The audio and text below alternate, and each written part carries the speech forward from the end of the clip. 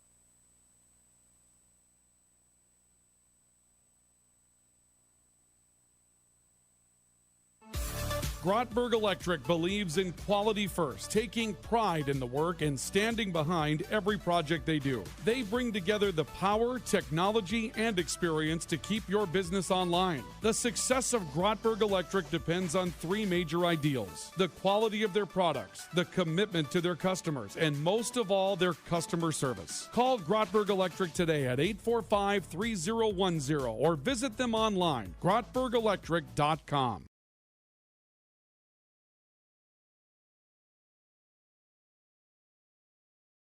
Sanford Health of Valley City is dedicated to transforming your healthcare experience and providing access to world-class healthcare right here in America's heartland. We're committed to improving the human condition at every stage of life through exceptional care, spiritual enhancement,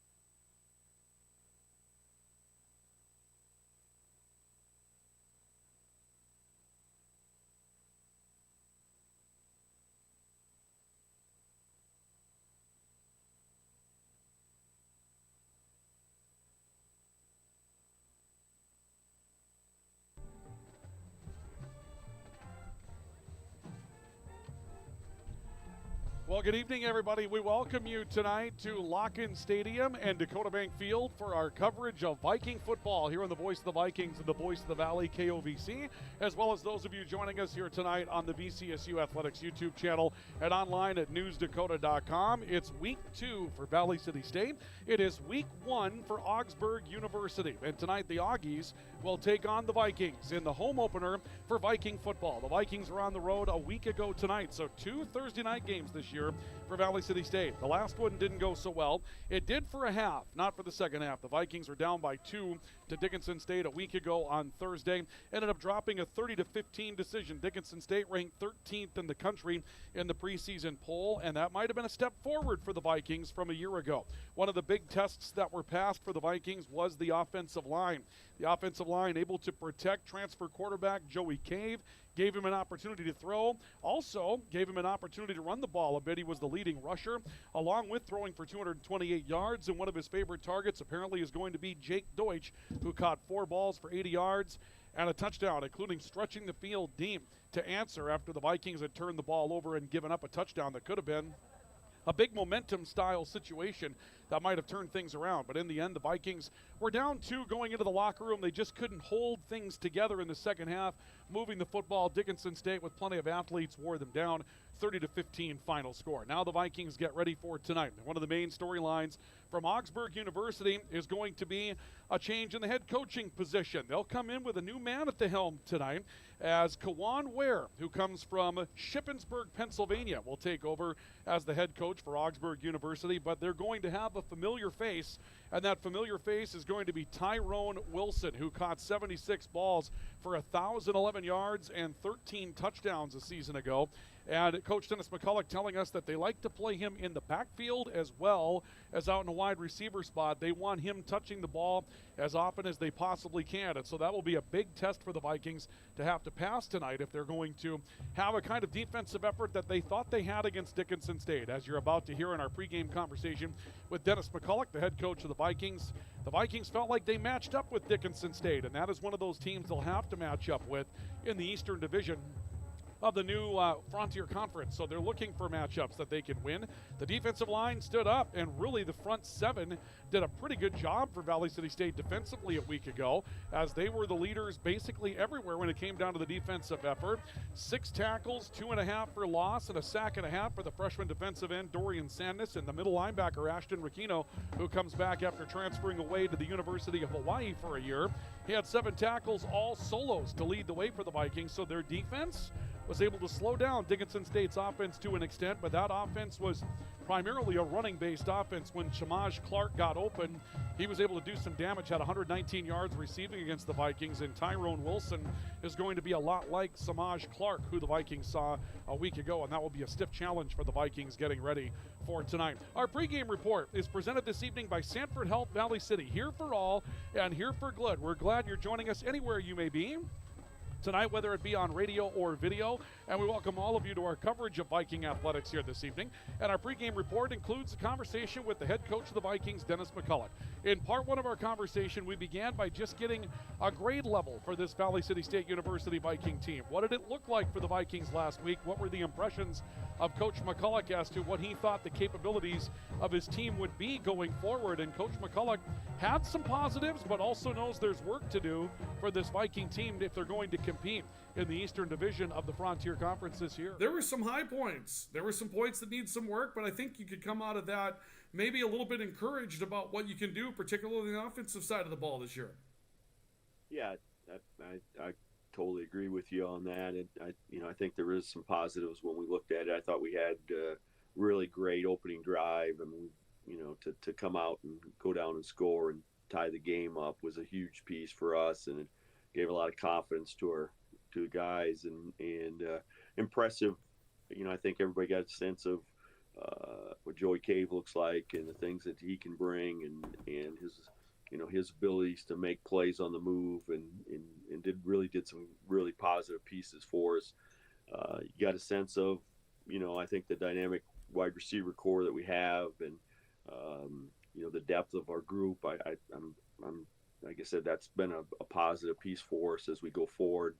I thought the O-line, did a good job. I think we still want to kind of get that run game going and establish that a little bit better and have a little consistency with that piece. And, we lost another running back in Kua Nishigaya, so that's disappointing. And we got a thinner group now, but we do. There are some positive pieces come from there, and we know that we turned the ball over, big play, tip pass for a touchdown, interception on the 1 yard line going in, and those are the things that you got to eliminate. We got to continue to figure out to protect the ball a little bit better. Coach, you were looking at your offensive line as a real mark. You wanted to see what that was going to look like. And it seemed like in the first half, it was really good. There were clean pockets for Joey Cave to throw in. When it did break down, Joey took off and ran the ball extremely well. It was one of your leading rushers, if not your leading rusher. So there were some steps forward, at least in the first half of the O-line. How did you evaluate that group?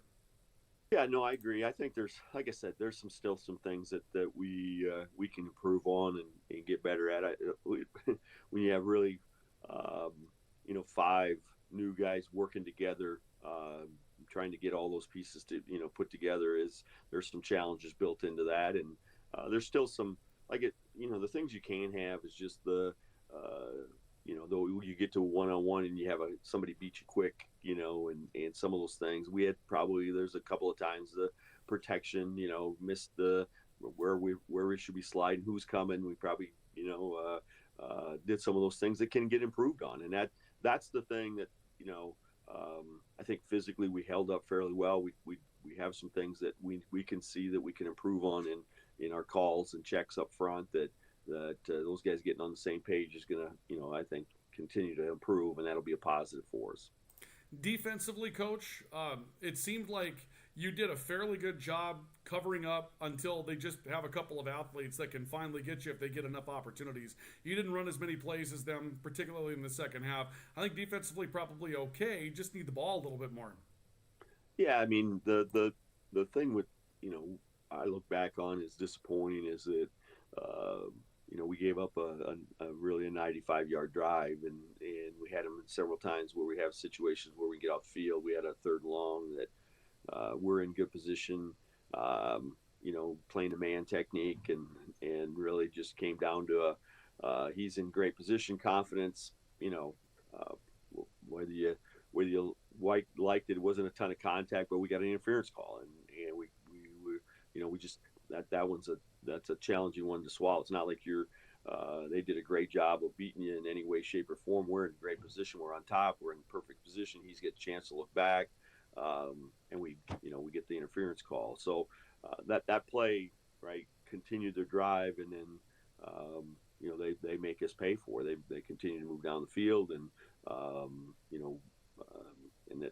that was a little bit of a backbreaker for us. And when you give up that kind of drive and something that we take a lot of pride in, that it's going to be really hard to go take the ball down the field 95 yards and get a score on us. So, those are things that we got to continue to look at. And I've talked about our thinness at corner, and one of our starters went out and had some cramping issues, and so and they took advantage of that, and that's something that we have to continue to look at and say, how can we help if we our starters aren't in, what can we do and to help some of those guys that are going to replace them. So but like I said, overall I thought there were some positives. I thought we matched physically up front very well with them. I thought we did some good things against the run game, not a lot of explosive plays out of the run game. I thought we did some of those things were really good. So, like I said, there's some positive pieces out of there that we can see that will move forward. We're going to be competitive as we go forward.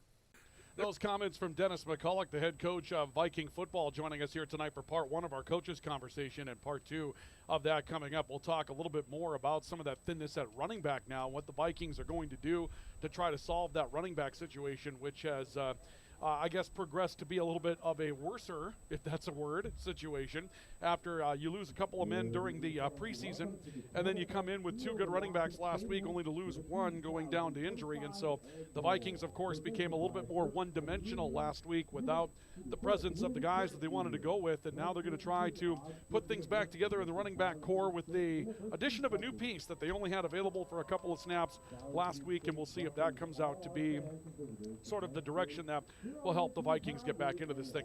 Before we take our first break in our pregame report tonight, we'll take a rundown of what it is that went on in the first week of football in the Frontier East. And again, for those of you that are joining us on the Augsburg side of the equation tonight, the new division that the Vikings are in is the Frontier East. They're in the Frontier Conference, but the conference is divided east and west. And again, for those of you that are Vikings fans, in the East is what matters, because NAIA mandate is that if you divisionalize, then you, by mandate, have to give your divisional winner the playoff spot from that division. They get 2 playoff possibilities out of the Frontier automatically, but one of those must go to your division winner no matter who's ranked higher, whatever happened in the end of the division. And so that's the part that is rather important coming into this week. Now, for those of you that are watching on the video side of things, you can see what's on your screen.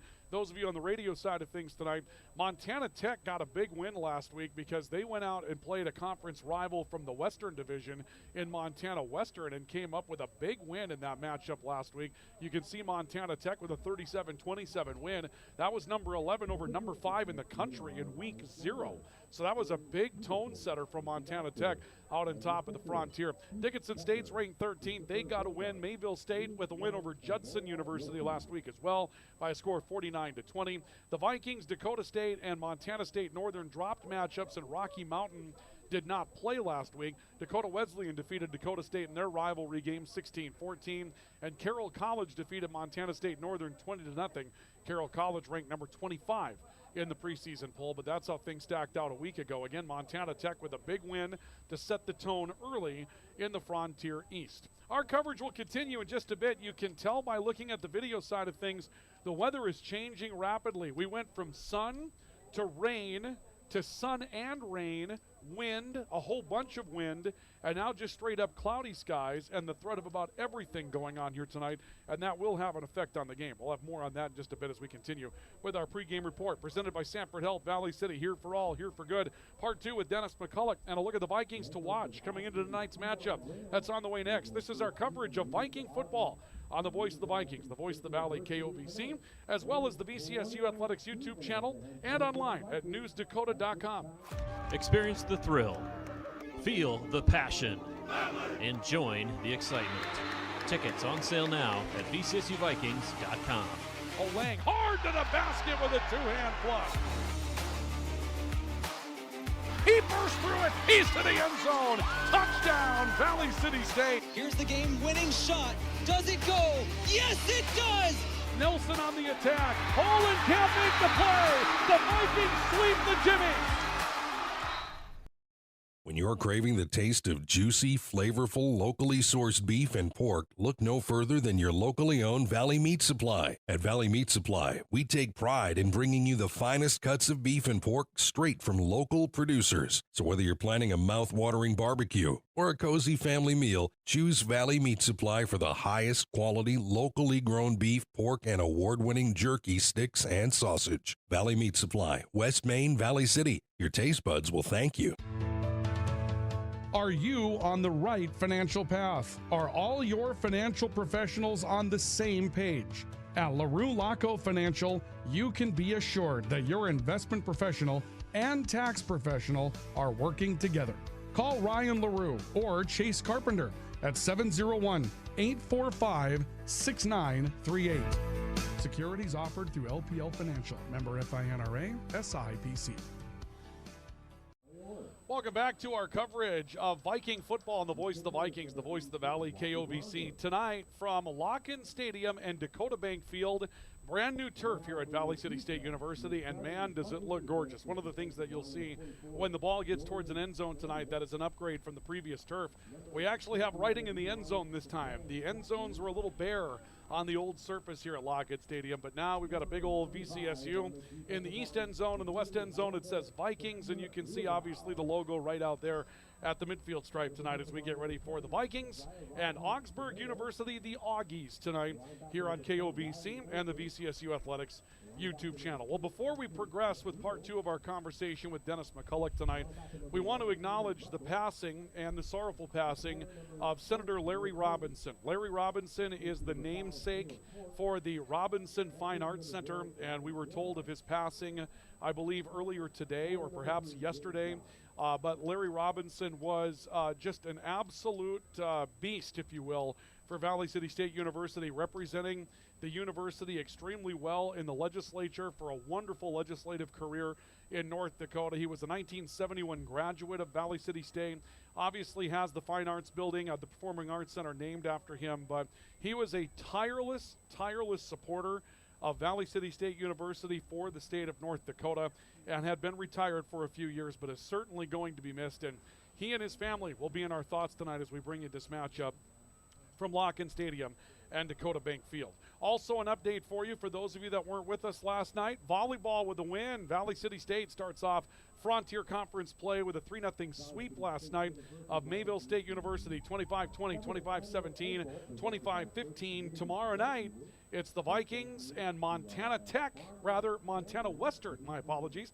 Western's here tomorrow. Tech will be here on Saturday afternoon. Tomorrow night, 7 o'clock, first serve from the W.E. Osmond Fieldhouse at Valley City State. We'll have coverage at 6:30 here on the YouTube channel for Valley City State University Athletics, on newsdakota.com, and also on KOVC. Part 2 of our conversation with Dennis McCullik, the head coach of the Vikings. We began talking about that running back situation a bit more. Also got a scouting report about what Augsburg University will be like coming up tonight. I think Devine is getting back, practice all week and should be at, pretty dang close to 100%. And I think it helps now. I mean, he's been out for basically all fall camp, a newcomer coming in, and then not really getting a chance to practice the offense. So we didn't get a chance a lot last week because he just hadn't taken a ton of reps and wasn't really sure where he's going to be back at 100% or not. And so he was kind of limited. So we hope he can, take on the rein and be ready to go. I think once he's, healthy, he's very talented young man that can help us in the run game. So, knock on wood, let's hope he stays healthy now and we can do that. And then really have, Marty Gone, Owen Quayle, are really the guys who are, and Owen Quayle's kind of playing multiple positions. We've had him at a kind of a slash tight end position too. And so, those guys are going to get a lot of work. Coach, are you comfortable with Joey Cave being a running back-ish? I mean, he came to you as a dual threat guy. He showed us that he could do that last week. I know it's early. Quarterback hits tend to mount up, but is he a guy that if the pocket breaks down, you're telling him go ahead and run the ball?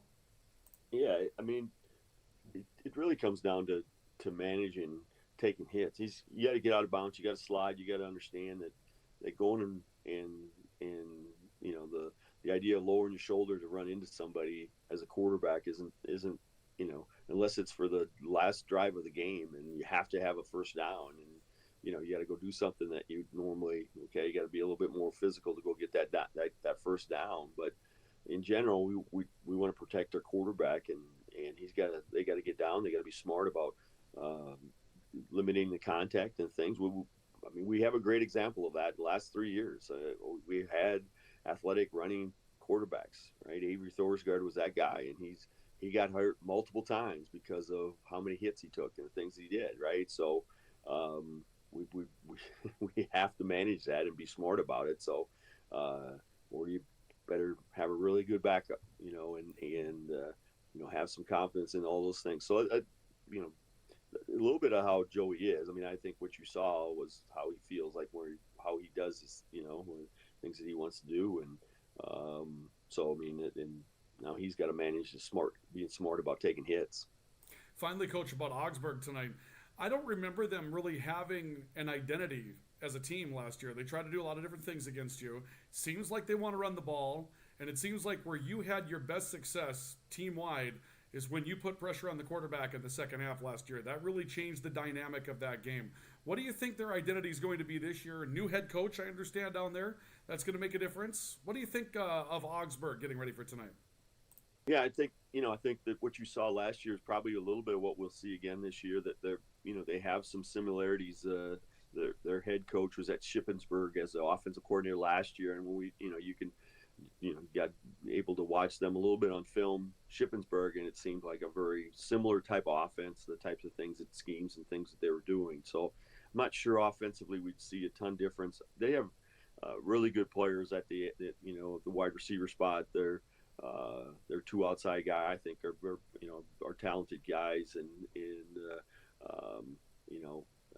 so to me, when you look at them, they would want to try to throw it to those guys, and they've even brought their best wide receiver in the backfield and allowed him to kind of wildcat stuff and run the ball, because they want to get the ball in his hands, because he's probably one of their most talented offensive guys. So, I think they'd like to throw the ball up to those guys and see if they can't beat our corners at some one-on-one stuff. I'm sure they want to get to establish some run game, just like we will, and have it some balance. So, they'll present some challenges for us. They're just like the game was last year. It was a competitive game. Talent-wise, we're going to match up, and it's going to be a pretty similar group that we saw last year. Those comments from Dennis McCullik, the head coach of the Vikings, joining us for our pregame report here this evening, as our conversation with Coach Mack takes us through our Sanford Health Valley City pregame report. Let's wrap up with our Vikings to watch coming into tonight's matchup. On the left-hand side of your screen, for those of you on the video side, Joey Cave had a nice week last week, 19 of 32, 228 yards, a touchdown, a pair of picks. One of those was inside the 1-yard line, deep ball, and the other was a batted football by a receiver. Really, one of those probably not his fault. One was kind of forced. He also ran for 59 yards. Jake Deutsch, 4 catches, 80 yards versus Dickinson State. He was an all-conference second-teamer a year ago. He's going to have a great year this year. And Dorian Sandus was a breakout player last week for the Vikings. Freshman on the edge, ends up as one of the leaders for the Vikings in his first game as a VCSU defensive lineman. 6 tackles, including a sack and a half and 2.5 tackles for loss. Those will be 3 guys to watch for the Vikings coming up tonight. Those are our Vikings to watch as we get ready for tonight's matchup. Starting lineups in football, they're on the way next. It's Valley City State, Augsburg University. Pregame report brought to you by Sanford Health Valley City, here for all and here for good as the Vikings take the field. Starting lineups are on the way next on the Voice of the Vikings, the Voice of the Valley, KOVC, and the VCSU Athletics YouTube channel, along with NewsDakota.com. Stay with us. Hi, this is Clint from Central Avenue Health Mart Pharmacy in beautiful downtown Valley City, your only locally owned pharmacy since 1989. When you're locally owned, you care about your community and your customers. We offer a great selection of gifts and toys, as well as yarns, fabrics, sewing, and crafting. We are here for you from 9 to 5:30 weekdays and Saturdays 9 to 1. For all your pharmaceutical needs, give us a call, 845-5280. Health Mart, taking time to listen and care. Orthopedic pain is limiting. It's unpredictable. And when it disrupts the way you move, it disrupts the way you live. Life is better when you feel empowered to move the way you want, when you want. And that's where our experts come in. We're your guides to orthopedic and sports medicine treatment options that can manage your pain, rehab your injuries, and restore your confidence. Take back the freedom to move. Explore your orthopedic options at Sanford Health. Welcome back to Viking football tonight here on the Voice of the Vikings, the Voice of the Valley, KOVC. We're counting down the moments until the Vikings and Augsburg get set to kick things off tonight. Let's take a look at our starting lineups that we have for tonight's matchup. First of all, for Augsburg University, the visitors, and the Augies, the center is Jaden Nygaard. The guards are Corey Deloach and Tyshawn Hughes, and the tackles are Ahadu Alemu and Alejandro Herrera. The tight end is Michael Lau. The running backs are Jermaine Moore and Lamar Webb. The wide receivers are a pair of very good players, C.J. Ritchie and Tyrone Wilson, and Caden Rodkowicz will take over as the quarterback, who played minimally last year but was, as an Augsburg University Augie a season ago. Defensively, they're in the 3 technique. The nose is Connor Elliott. The ends are Griffin Tome and Trayvon Gardner. The linebackers are Foster Movehill, Anselo Marquez Reagan, RJ, I believe that is, well, let's go ahead and get a look at that because we were wondering about that one. RJ Chocolis, my apologies, or Chocolis rather, I believe it is, and also Langdon College. The ends, or rather the corners, are Landon Campbell and Rashad Sherwood, and the safeties are Joey Zacco and Jax Bachman, who is a very good returner on the defensive backfield as well for Augsburg. And their head coach, Kawan Ware. Starting lineup tonight for the Vikings, the center is Taylor Jones. The guards are Zach Fall and Tommy Cox, and the tackles are Landon Johansson and Anta Borden Sofin Sakurai. Tonight, the wide receivers are Jake Deutsch, Dom Sotomayor, and Xavier Westbrook. The tight end is Trent Finney. The running back is Divine Pearson. He'll get the start tonight for the Vikings, and Joey Cave is the quarterback in his second game as a Viking. Defensively, it's even across the front. The tackles will be Tequez Chapman and Savili Hypo Castillo-Leoval. The ends are Dorian Sandness and Mosiah Rogers-Tavau. The linebackers, Riley Olston, Ashton Ricchino, and Aiden Russell. The corners are Khalil Toney and James Don. And the safeties are Caleb Tork and Gavin Gerhardt. Dennis McCullik, the head coach of the Vikings. Nathan Wagenstein will kick it away for Augsburg. It's a ground ball kick that will take a couple of hops, and Xavier Westbrook from the 15 right to left for the Vikings. A cutback over the middle, and he lost the football, and Augsburg has it at the 31-yard line. Great start for Augsburg. Really tough start for Valley City State to get this one going tonight. Xavier Westbrook didn't return a lot of kicks last week, took a lot of fair catches, and in that situation, that one's going to hurt, as the Vikings will have a defensive opportunity, to say it with a positive spin. Augsburg will have a golden opportunity from the 31-yard line of Valley City State. First down and 10 for the Augies. Again, clad in white with maroon. The Vikings are in cardinal with gray this evening. And Caden Rodkowicz will come onto the field with an ace back in the form of Jermaine Moore. He'll send 3 receivers to the right side of the field on first down and 10. Moore gets the carry. He is hit in the backfield and dropped back at the 36-yard line for a big loss. And a huge momentum play for the Vikings. Savili Hypo Castillo-Leoval comes up with a stop, and that will be a loss of 5 yards on the play for Jermaine Moore getting the first carry. It's second down and 15 coming up for Augsburg. The Augies have Lamar Webb there. The Vikings did see Lamar Webb as a running back a year ago. He returns. But C.J. Ritchie, 22 catches for 218 a season ago. And Tyrone Wilson, who is a really, really good player. He's on the far side of your screen, left edge, as part of 4 receivers on second and 15. Screen pass a bit behind the intended receiver, Jermaine Moore, but he's got it. There's a penalty marker down, and it looks like the Vikings are going to take advantage of a block in the back. C.J. Ritchie coming upfield and throwing a bit of a block that time against Khalil Toney. A flag came from the sideline right away. And I'm going to guess most of this gain for Augsburg is going to be wiped out. Augsburg's guessing that as well. They go back into the huddle around midfield. So we'll wait for the administering of the penalty. It's going to be a holding penalty against Valley City State. Won't be a block in the back. The flag was thrown at the 36-yard line, which was maybe a yard ahead of the down marker, maybe a 9-yard penalty, maybe more. Looks like about a 9-yard penalty. They'll take it back to the 46. They need the 21 in order to pick up a first down. So this will be a second down and 25 coming up for Augsburg. Just underway, scoreless on the LaRue Laco Financial scoreboard tonight. 3 receivers, twins left, and again, Tyrone Wilson's on the outer edge that side. Jermaine Moore remains the back. Shotgun snap to Rodkowicz. They'll give to Moore up the middle. Caught again at the 45. Maybe drifted as far as the 43 on forward progress and was stuffed in the middle of the line. Savili Hypo Castillo-Leoval with the stop again. And they'll move the ball to the 43. It'll be a gain of 3 yards for Jermaine Moore. And here comes third down and long. Big opportunity here for the Viking defense. And these are situations that they struggled in a bit a year ago. And you heard from Dennis McCullik in our pregame report tonight. They struggled in a bit last week as well. Carbon Brink, defensive lineman out of Greeley, Colorado, steps in for the Vikings, replacing a spot up front as they try to keep things balanced on the defensive line. 3 receivers, third down and 23 for Augsburg. Rodkowicz takes the snap, drops back, pressured, steps up, hit as he throws the football, and the pass is incomplete. Rodkowicz took a licking as well. Ball was intended left side of the field for Augsburg's Ben Davis, a junior wide receiver out of New Brighton, Minnesota, down the Twin Cities. And that ball was just thrown low as Rodkowicz was being pressured.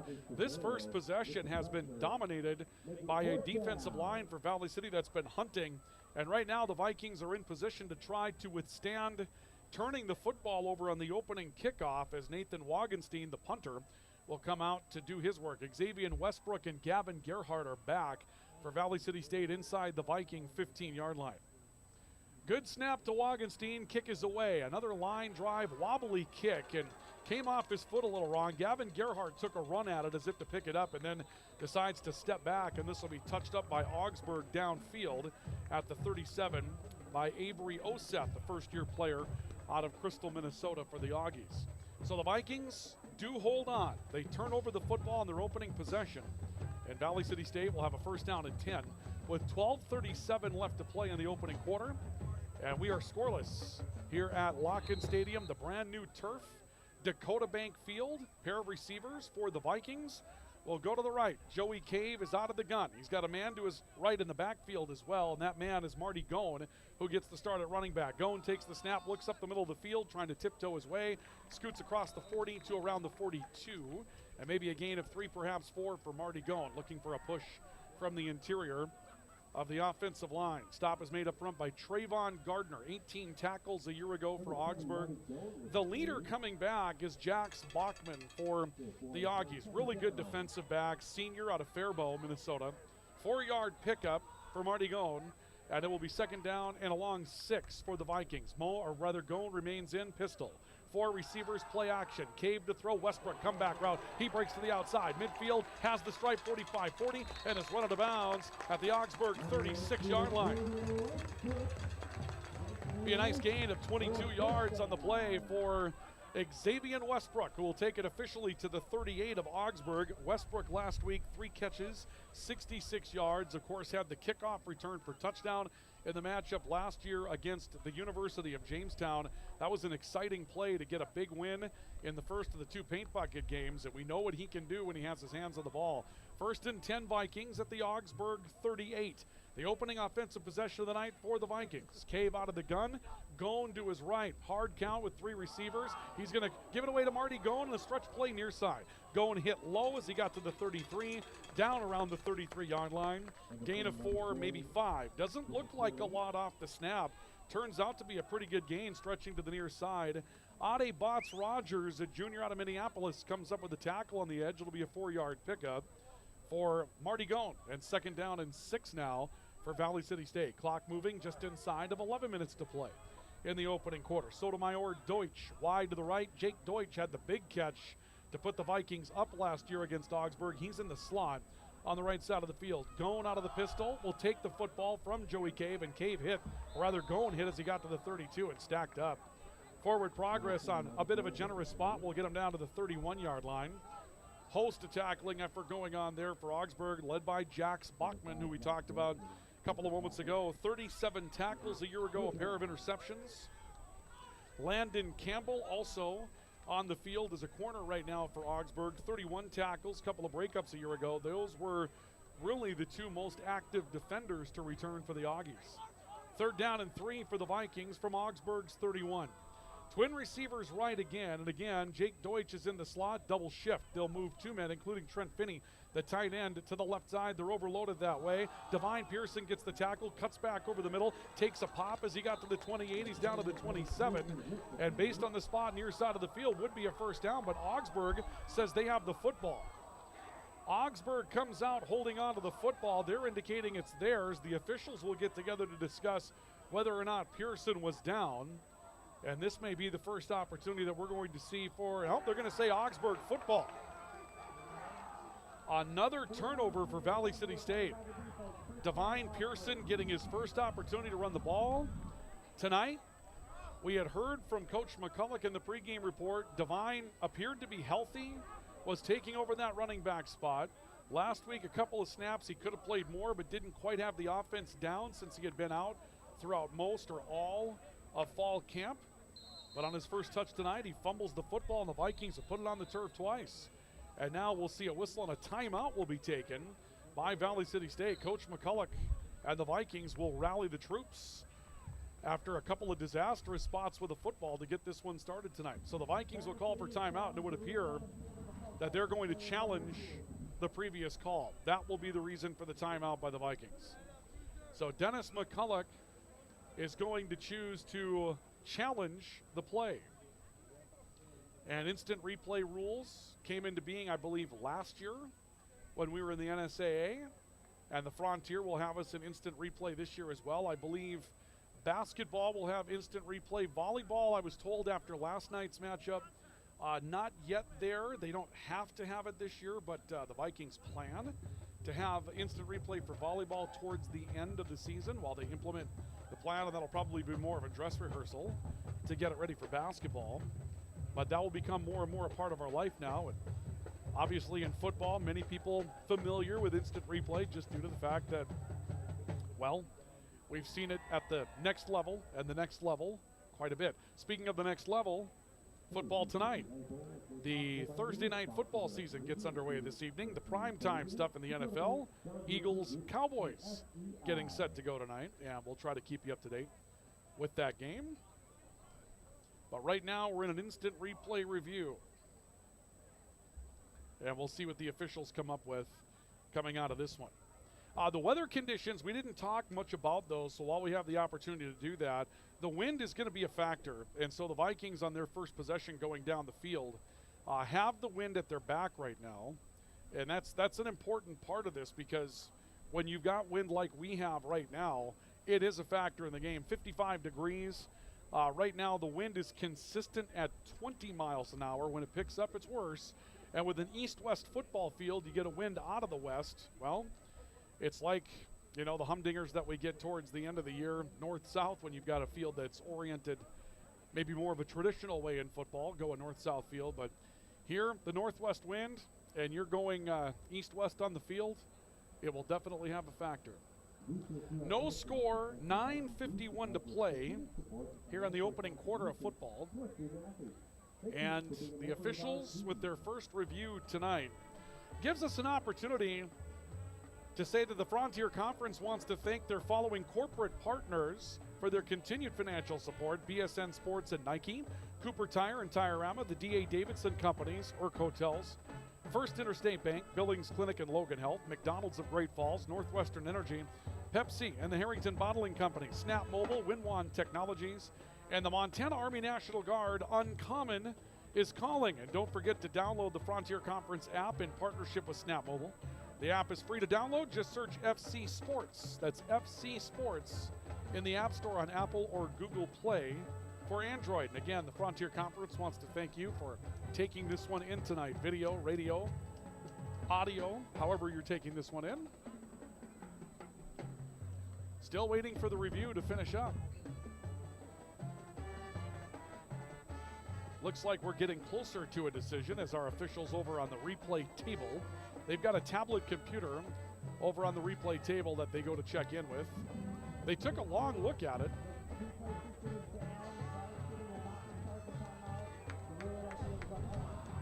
I believe that the word that we got from the official, it was hard to hear, but the ruling on the field is upheld, and so the challenge by the Vikings was unsuccessful. And that means that the Vikings will be charged a timeout in this situation as well. So Valley City State will go back to the defensive side of things. First down and 10 for Augsburg at their own 27-yard line. Augsburg held in check by the Viking defensive line the first time they had the ball. Caden Rodkowicz will be under center, deep set ace back with three receivers. On first down and 10 from the 28 officially, their own 28. Turn, they'll give this away in the backfield again and again. There's just nowhere to go in the backfield for Jermaine Moore. And let me make a correction. It is not Jermaine Moore that's running the football. This is going to be Ralph Naima, who is a sophomore running back out of New Brighton, Minnesota. So we see one of the reserves coming in. And Naima gets the opportunity on this possession and ends up with a loss of 3 as the Viking defensive line just continues to pour through on Augsburg tonight. Second down, 13. 3 receivers. Twins go left. C.J. Ritchie out on that edge. Lone man on the near side will be Tyrone Wilson. And out of the gun now, Caden Rodkowicz. He'll take the snap, gives it away again to Naima, looking for the near edge. Tripped up, lost a shoe, ends up being piled upon by several Vikings, and another tackle for loss. The Vikings get a lead on it from Mosiah Rogers Tavau, but there were a host of Vikings that stepped in after Naima ends up coming out of his left shoe. They'll put the ball at the 25-yard line, call it no gain on the play. Here comes third down and 13 for Augsburg. Really frustrating start to the night for the Augies, as the Viking defensive line has allowed them absolutely no room to operate here tonight. So here's third down and 13 for the Augies. Rodkowicz out of the shotgun, 3 receivers, Twins to his left. The Vikings still 4-man front, playing straight up. Rodkowicz takes the snap. The Vikings bring 4. Rodkowicz has time, throws it underneath. Pass broken up, and it's incomplete. Intended for Tyrone Wilson. Ashton Rakino, the middle linebacker, matched up with Wilson on that play, knocks the ball loose. It'll be 4th down and 13, a 3-and-out pitch by the Viking defense. And now Valley City State will see if they can keep their hands on the football and try to get something going offensively. The last possession at least did change a little bit of field position for Valley City State. Xavier Westbrook and Gavin Gerhardt will go back to the Viking 40 to receive a punt that's anticipated from Nathan Wagenstein, who's waiting for a snap at his own 11-yard line. Kick nearly blocked. It's away, line drive, low, into the wind, obviously, trying to get as much out of it as he could. Did the best he could with that, and the ball's touched up just ahead of the Viking 45.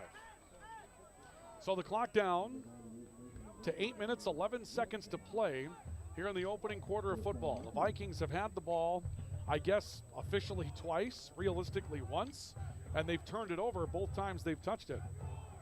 Fumbling the opening kickoff return, and then a fumble as they got into Augsburg territory, and we'll see what the offense looks like for Valley City State coming out on this possession. Joey Cave out of the gun. Marty Gone is back in as the running back to his right, 4 receivers. Cave to throw, right side, Dom Sotomayor tiptoeing along the boundary, and he gets rubbed out of bounds at the 48-yard line of Augsburg for a quick gain of 5 yards. Augies get a stop on that play from London Campbell, one of their returning and quality defensive backs from a year ago. They'll give Dom Sotomayor 6 on the play as he takes it to the 48 of Augsburg. And it's 2nd down and 4. Twin receivers again each side. Vikings entering into the matchup. Nick Mears, who Coach McCullik in the pregame report said tonight has been all over, playing about 3 different positions. Play action, little keeper this time by Cave on the zone read, and he tumbles his way to the 49, or rather the 39-yard line. That'll be enough for a 1st down. Joey Cave picks up 9 yards. We heard about that in the pregame report tonight as well, managing hits. They want Joey Cave to run the football. His numbers at New Mexico Highlands were good running the ball, but they don't want him to pile up hits throughout the course of the year. Another keeper on the zone read, and a little option pitch relationship kept as the ball's thrown to Nick Mears, and Cave is down after taking a huge hit. But Mears will catch what turns out to be a lateral and pick up 7 yards with it, and it'll be 2nd down and 3. That's an odd play for the Vikings. You could see Mears maintaining an option relationship, pitch relationship with Joey Cave on the play, but they spread out so wide that it really looked like, okay, Cave is going to take off and go up the hash mark, right up the slot of the field, and instead made a strange, awkward pitch out to the boundary. 7 yards, though, I guess you'll take it. 2nd down and 3. Ball at the 32 of Augsburg. Pair of receivers to the right. Deutsch again on the slot. Motion across the formation for the Vikings. They'll give to Marty Gone. Gone trying to cut back left side. Piles up against the defender. Drove his way to the 30, maybe the 29. Close to, but it looks to be short of a 1st down by maybe a whisker. And we'll see a tackle from R.J. Shakolis, the junior linebacker out of Brooklyn Park. It'll be a gain of 2 and some change for Gone. And it's 3rd down and short. Nose of the football resting at Augsburg's 29-yard line. Big play here for the Augsburg defense. Ball in their end. They get a stop here. The Vikings with the win. They may try to go for 3 points. Dom Sotomayor on the edge in the slot. Jake Deutsch on 3rd down and short. Joey Cave waiting for a shotgun snap. The tight end that's in is Will Fall for the Vikings. This time the ball goes to the right side of the field. Owen Quayle with an opportunity to run the ball. He may have picked up a 1st down. He may not have, depending upon the spot. Judge on the near side of the field has this spotted just ahead of the 29-yard line, and that will be enough for the Vikings. Owen Quayle will end up picking up a yard. Wasn't much, but it was what they needed to get the 1st down. So it'll be a 1st down for Valley City State. Ball to the 29-yard line. Clock moving. Down to 5:23 to play of the opening quarter. It hasn't been a rapidly expiring 1st quarter. Just been a 1st quarter with a lot of things happening. Cave out of the shotgun. Play action, wants to throw. Steps up in the pocket. Over the middle. Will Fall's got it. End zone. Touchdown. Valley City State. They went looking for the tight end. Will Fall had been motioning across the formation a couple of different times, and he hauls it in for the Vikings for a 28-yard touchdown strike from Joey Cave. That'll make it 6-0 Valley City State. Take a look at it again. You'll see Cave out of the shotgun play action, looking that right slot the whole way, just a cover 2 beater for the tight end out on the edge to come up with what he was looking for. And the Vikings take a 6-0 lead as they'll look for an opportunity for the extra point. Walker Brondis comes on. Left-footed kicker out of the Holdemires. The kick is on its way, and that kick is good. And the Vikings take a 7-0 edge. Vikings capitalize despite some early hitch-and-go problems with the turnover. 7-0 Valley City State on our LaRue Laco Financial scoreboard. We're back with more after a timeout on the field. This is our coverage of Viking football on the Voice of the Vikings, the Voice of the Valley, KOVC, the VCSU Athletics YouTube channel, and online at newsdakota.com. Looking for a quality, affordable education to get you the career you want? Strengthen your resume with a degree from Valley City State University. From education to business, fisheries and wildlife to software engineering, we have it all. Learn more about becoming a Viking today.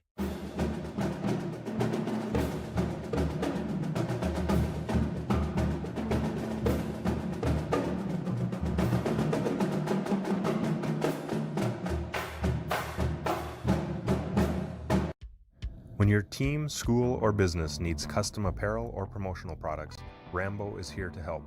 With over 40 years of industry-leading experience, state-of-the-art machines, and dedicated employees, we have the tools and facility to handle any job.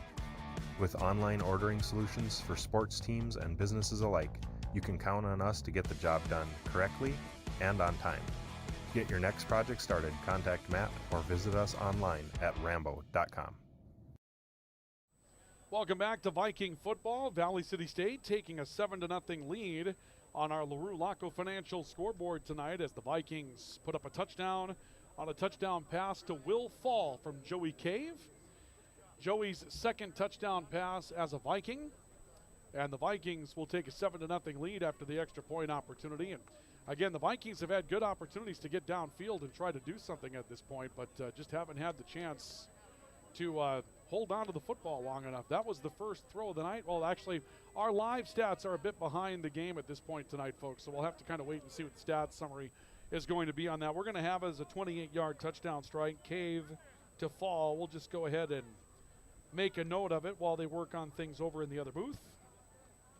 And the time of it will be at 5:08 of the opening quarter, and the Vikings take a 7-0 lead. Valley City State will kick it back to Augsburg. And this kick will be with the win, so this will be the first time the Vikings kick off tonight. Walker Brondis will send it away. And the wind definitely at his back. As you take a look at the flags that are up on the goalposts, it is almost a straight west wind. Not much of a north tint to it at all. Walker Brondis ready. And Brondis kicks it away. End over end, gets a little gust of wind, hits the, that went out of bounds around the 1. Trying to get it into the end zone, and the flag will come out as that one cut as it got to about the 2-yard line and bounced out of bounds at the 1. So a bit of a break for Augsburg. Augsburg is going to get the football at around their own 30-yard line. So Augsburg University, it'll be the 35 officially. I got to work on getting that rule straight. At the 35 for Augsburg. First down and 10 for the Augies, trailing by a score of 7-0 with 5:07 to play here in the opening quarter. And as of this moment, the Viking defensive line has been the dominant story in this one thus far. Caden Rodquich out of the gun. New running back to his right on first down and 10. And the new running back for Augsburg University will be number 35, Omar Madcore, sophomore out of Plymouth, Minnesota. Madcore will pick up a decent charge to around the 39-yard line, gain of 4. And it'll be second down and 6 coming up for the Augies. Busy week here at Valley City State. Volleyball last night against the Comets and a 3-0 sweep for the Vikings. And we'll have coverage coming up tomorrow as they host Montana Western. It's a big test. Top 15 team in the country coming into the W.E. Osmond Fieldhouse tomorrow evening. 3 receivers to the right. Rodkowicz out of the gun on second down and 6. They'll motion a receiver from right to left, looking that direction. Throw the quick out to the far sideline. Pass is caught, and down after the catch will be Ben Davis. Ben Davis coming up with a catch, and really Caden Rodkowicz was looking that way the entire time, trying to pick up a handful of yardage, just give them a 3rd and 1 and something manageable. It's been 3rd and long really the entire first quarter during possessions for Augsburg. So here comes 3rd down and 1 for the Augies, looking for their first down. 4 minutes to go. Viking crowd coming to life. You can hear them below trying to will their team on to a stop here. 3rd and 1. They'll give it away up the middle of the field, and Jermaine Moore looking for a chance to run, and he'll be down very near the yards to gain. And that may not have been Moore. My apologies. Omar Madkor was back in running the football again. They've got 35, 36, and 37 as the running backs tonight. And it's very difficult to pick up the jersey back there. So you'll apologize. I'll apologize. Please bear with me as we work on that.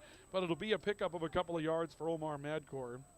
And a 1st down and 10 coming up for the Augies as they move the ball out just ahead of their own 45. 3 minutes, 15 seconds to go opening quarter. 7-0 Vikings on the LaRue Laco Financial scoreboard. 3 receivers, Twins left. On 1st down and 10, Madkor is the back. Rodkowicz will take the snap. They give it away to Madkor. He's hit from behind and dropped right at the line of scrimmage. Nowhere to go. Good defensive stop coming up from the Vikings out of the linebacker core. And they said they were going to be deep in that spot throughout the course of the season. Valley City State gets a stop from Malachi Torres, who's not a starter, but had plenty of playing time a year ago. With Malachi Torres in there as a reserve, last week we saw Joey Antonucci, who's new to the Viking program. He had 3 tackles last week against Dickinson State. That front 7, pretty healthy for the Vikings right now. 2nd down and 10 for Augsburg, their own 45. Jermaine Moore does return as the back. Pair of receivers left. Shotgun snap to Rodkowicz. Moore hit in the backfield. Tried to struggle out of one tackle, did, but is stacked up for a loss back at around the 39-yard line, rather the 44-yard line. Be a loss of about a yard, and the Vikings are going to use a 2nd timeout here in the opening half. Good charge again coming up front for the Vikings, and this timeout is going to be a possession timeout. The Vikings want to get a stop and force a punt by Augsburg into the wind. That's why the Vikings will call for stoppage here. 2:12 left of the opening quarter. Vikings leading 7-0. We have a timeout on the field. We're back with more Viking football coming up next.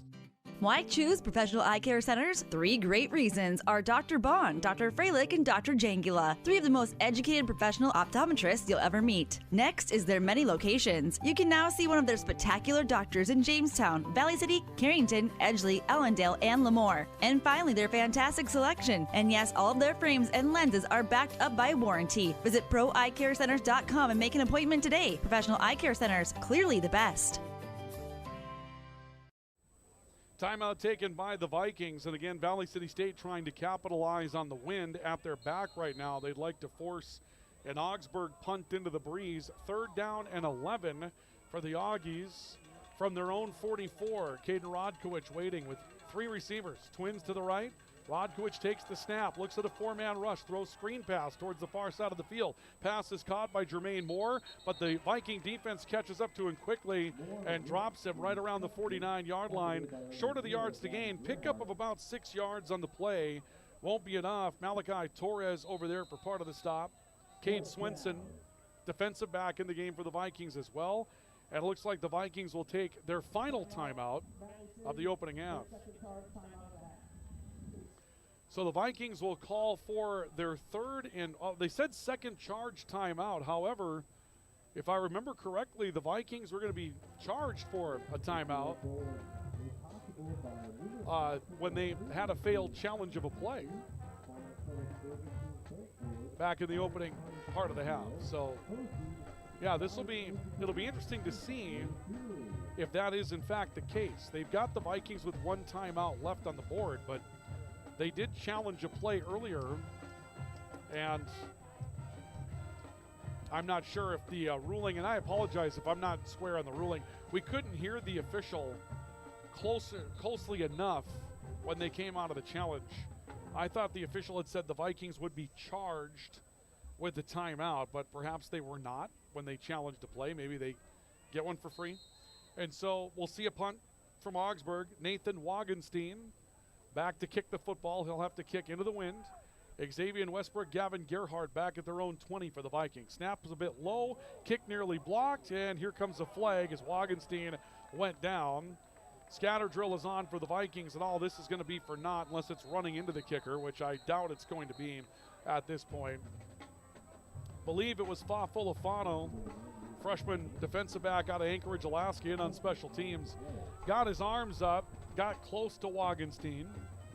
Wagenstein went down. If it's running into 5 yards, replay 4th down. If it's roughing, personal foul penalty, first down coming up for Augsburg. We'll have to wait and see what the situation is going to be on this one. They're moving the sticks.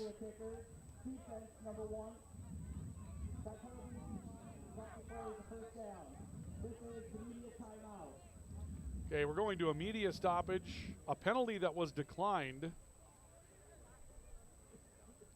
And that's a strange set of scenarios. Okay, so we're going into a media stoppage here, and we'll talk this one through.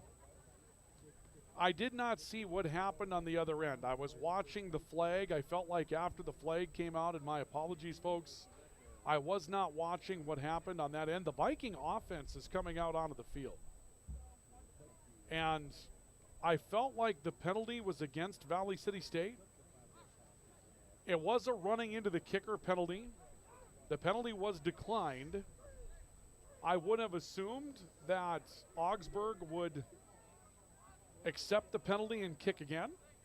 But I feel like what probably happened here was Kawan Ware felt pretty good about the field position situation here, backed him up to the 11 or 12, and decided, you know what, we're not going to kick again, we'll decline the penalty. It's an odd result on a penalty in the kicking game, so it's not what I expected. I might have thrown you for a loop on this one, but that is in fact what happened. Augsburg declined a penalty, and the Vikings run the offense onto the field at their own 12, leading 7-0 on the LaRue Laco Financial scoreboard. Joey Cave getting his own call, drives out to the 15. Short gain of 2, maybe 3 yards, just looking to try to give the Vikings some breathing room towards the end of the half. And a second down and long coming up here for the Vikings. Augsburg University gets a tackle in the play from John Barrow III, junior defensive lineman out of Minneapolis, Minnesota. And it'll be second down, call it 7 for Valley City State with 1:15 to go. The wind is at the back of the Vikings, so if you're going to try to stretch the field, you might want to take your poke at it here. Divine Pearson back in as the running back for the Vikings on second down and 7 from their own 15. Pearson's going to get the ball, trying to stretch towards the left. Gets taken out on the hole as he tries to turn a field on the hash or on the 17.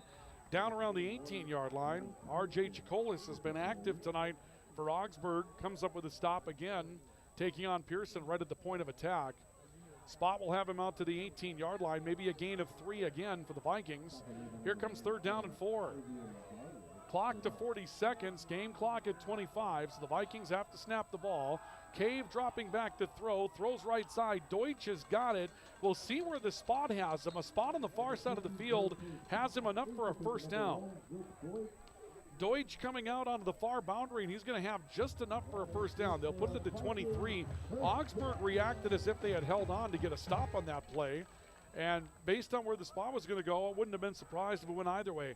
Ade Bats Rogers comes up with a stop. Cave dropping back to throw again as the Vikings hurry. Cave's down. Quarterback sack. He'll go down back inside the 20 at the 18-yard line. The sack goes to Tavion Gardner, the senior out of Apple Valley, Minnesota, gets to Joey Cave for the first time tonight, and that is the way that the first quarter is going to come to a conclusion.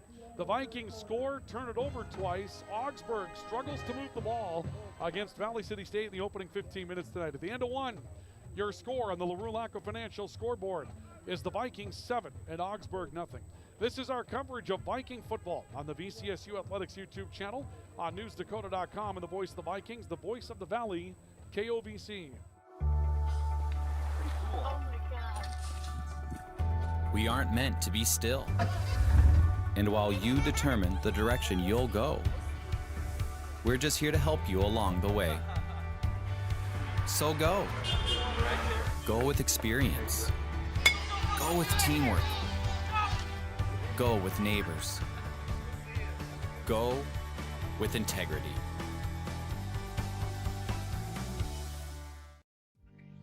Hey college students, are you looking for a part-time job that works around your schedule, pays well, and gives you free money for college every year? McDonald's offers all of it. We can work around your schedule, and we give $2,500 scholarships to everyone who works for 3 months and averages 15 hours per week. That's 2 full shifts a week or 3 shifts of 5 hours. It's that easy. Let us help you become our next scholarship recipient. Come join our team. Text ND29 to 38000 to apply today. Welcome back to Viking football. We get started with the second quarter. Joey Cave throwing screen pass for Marty Goen, had to hurry it, and the pass incomplete. Augsburg getting a good push up the field from Griffin Tome, junior defensive lineman from Coon Rapids. So here comes 3rd down and 15 for the Vikings. Vikings leading by a score of 7-0. After a quarterback sack following a Viking first down, the Vikings put in a negative situation, and now 3rd and 15 for the Vikings. Now moving into the wind as we start the second quarter. 28-yard touchdown pass from Joey Cave to Will Fall at the 5:08 mark of the opening quarter. The only points on the board thus far. Cave out of the gun, 4 receivers, 3rd down, 15. A hitch and go and a penalty over the middle on a little hook and ladder. That's not really hook and ladder, rather just a hook route, my apologies. Nick Mears catching the ball, runs out ahead of the 31. Be a gain of 13, but not enough for a first down.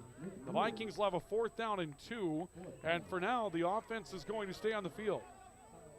Cave under center, go hard count here with a pair of receivers trying to draw Augsburg. Now the Vikings have that 1 timeout left to use. This would probably answer our question about that rule. The Vikings may have put a play in here. They may go tush push on this. Cave gets under center. They made it look like tush push. Play clock at 8 seconds. And it looks like Valley City State's going to settle in and take their 3rd timeout, I would expect. Play clock to 2, 1. Either the Vikings take the timeout or the Vikings take the delay. And it would appear that it will be a delay of game penalty against Valley City State. So the Vikings go hard count trying to draw Augsburg. Augsburg stays disciplined defensively, does not jump off. And the Viking punt game will come onto the field to get ready to go for the next one. So we'll see Augsburg with a chance to kind of flip some field position here. And we'll see what that looks like after they return the upcoming punt from Valley City State. Jim Miller is the punter for the Vikings. And the punt returners for Augsburg will include Tyrone Wilson and Jax Bachman. And it would appear that right now it's Wilson that's back. Miller fakes a fake, if you will, then tries to punt low. This one takes a pro-Augsburg roll at the Viking 48 down to the 47. And that's where Augsburg will take over 1st down and 10. Stats back up. And so far, Caden Rodkowicz tonight for Augsburg, 2 of 4, 8 yards. Not much in the rushing game thus far. Right now, net just 2 yards rushing for Augsburg so far this evening, and 8 yards through the air. So it has been rather dismal when it comes down to the offense for the Augies. Joey Cave, 3 of 3, 54 yards, a touchdown. Will Fall, the 28-yard catch for a score, leads in the receiving game. And Joey Cave, 3 attempts for 21 yards tonight. They haven't put the sack in there, though. He would be the leading rusher for Valley City State. Rodkowicz, a throw to the right side, came off his hand wrong, and it's incomplete. He was looking for Ben Davis in the right flat and overshot his target. Vikings had coverage from Khalil Toney on the near side, or actually far side of the field. That'll make it 2nd down and 10. 13:54 left to go in the half tonight.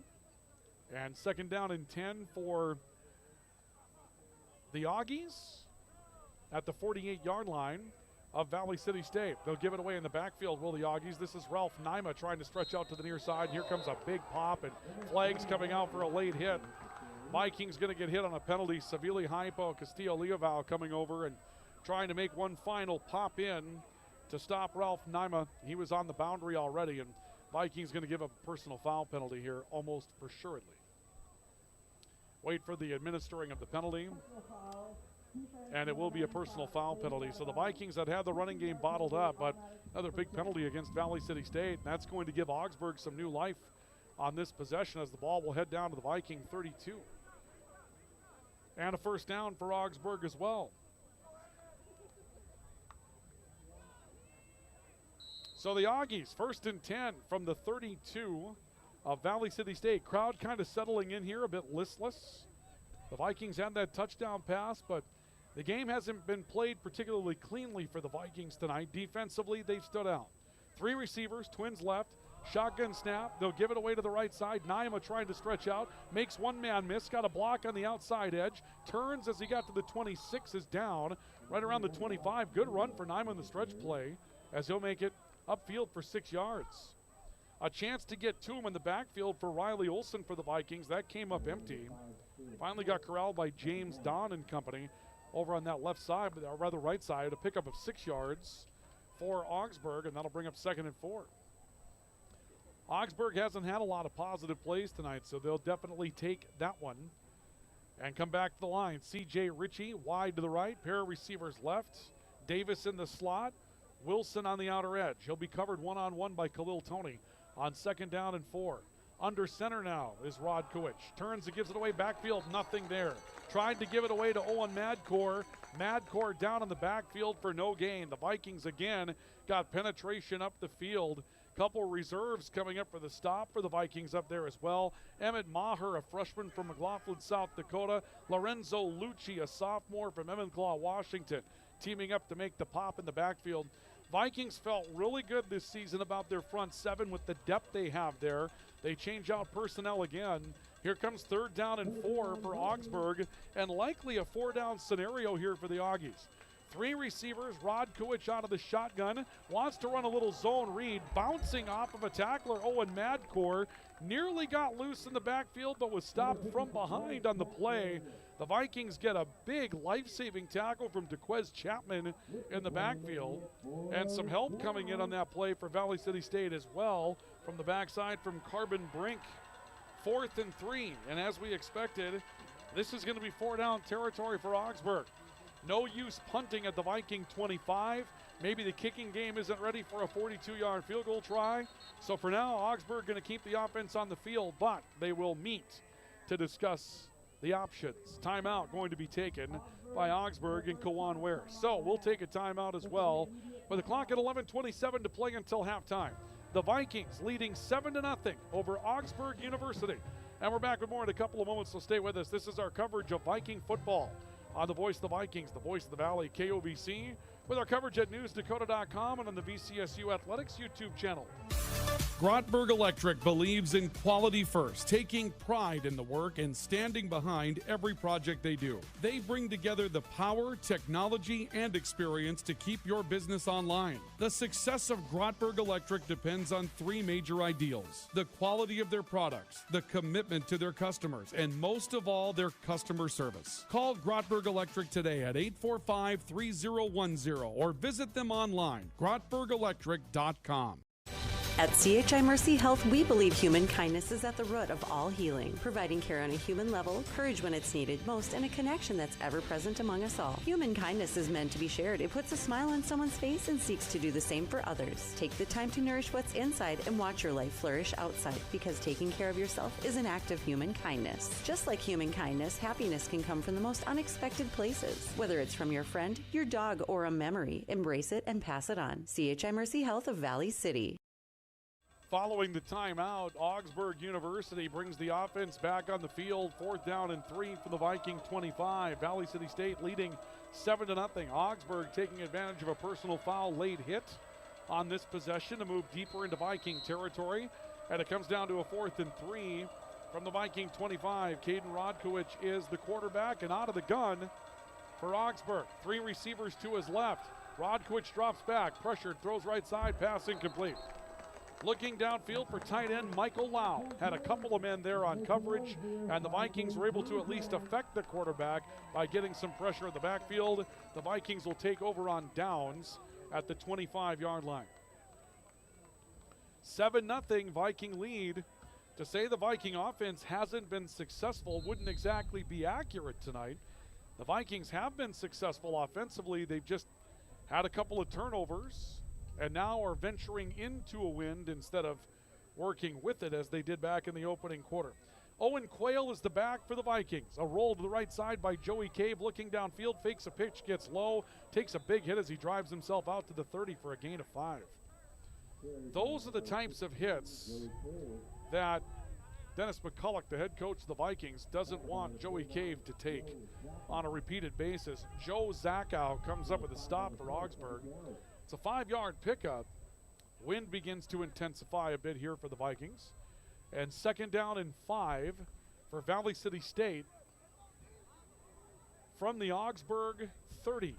4 receivers, twins each way, Xavier Westbrook and Joey Deutsch, or rather, I should say, Jake Deutsch teaming near side. Deutsch comes to a stop, fakes an interior move, comes back to the boundary, and wrestles himself out of bounds near the 35-yard line.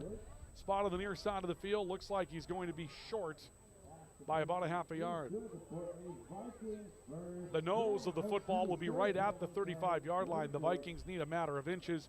Joey Cave, the sneak, tush push will get him 5, 6, 7, 8 yards. He breaks out of a tackle and drives his way out to the 43-yard line. It'll be a first down for Valley City State.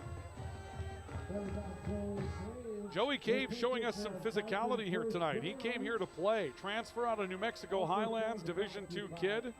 Was a multi-phased quarterback during his time in New Mexico, and he plans on being that here. 4 receivers. Cave throws right side, passing complete, intended for Xavier Westbrook. Soft coverage over the top on Westbrook. He was being chased down on the far side by R.J. Chacolis. It'll bring up second down and 10 for Valley City State at the 42 of Augsburg. Clock will halt with 9:53 to play, opening half. And now we've got a whistle that will halt play for a moment off the near side. Changing the spot of the football. They had moved it back to around the 42. Line of scrimmage was the 43 following the first down. So second down and 10. 4 receivers, trips left. Cave faking a throw to the far side, looking for a hole up the middle, found one, squirts through it. He's got a first down carry perhaps. Across midfield, up to the Augsburg 47-yard line. Maybe not quite enough for a first down, a pickup of 9 for Joey Cave. 3rd and 1, he's got deceptive speed. And now Cave back under center, and would expect another tush push, and we'll see that. And we'll see a whistle. Had the ball been spotted, Cave kind of made a lurch towards the line of scrimmage as well. I don't see a flag, but I wouldn't have been surprised if they would have called one against Cave for kind of that extra step towards the line of scrimmage. Let's see what happened here.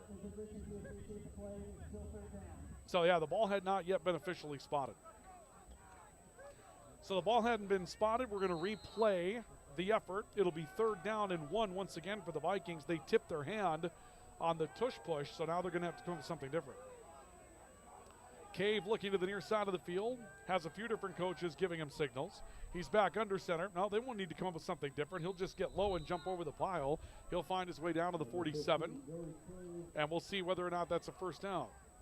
Augsburg and their personnel telling their sideline they've stopped him. Our referee is saying you did not. It'll be a first down for Valley City State. So the Vikings pick up a first down, leading 7-0 inside of 9 minutes to play in the opening half. 4 receivers, shotgun snap to Joey Cave on 1st and 10. Cave throwing right side, Dom Sotomayor having to dive back to the football to make the catch. Short gain, Sotomayor has got 4 on the play. It'll be second down at 6. Dom Sotomayor a week ago with a real possession game type of effort. You would expect that from him. 6 catches, 74 yards against Dickinson State. He's become that kind of guy, but it took a long time last year to get him a touchdown pass. That is good for 3. It's 2nd and 7. Cave rolling right side, steps up in the pocket, gets away from a man, turns upfield, tries to take a knee, got across the 35, and is down to the 34-yard line, and that's enough for a first down. Pickup of 12, 13 yards on the play, and there's an injured Augie on the play as well. Man trying to chase him down, Connor Elliott. That's a tough loss for Augsburg if Elliott is lost. He's the heart and soul of that defensive line for the Augies. Came back after 27 tackles and 4 sacks a year ago. Trying to chase down Joey Cave on that play, just couldn't catch up to him. He's up, and I would expect that we're going to see Connor Elliott again. He's going to walk off under his own power.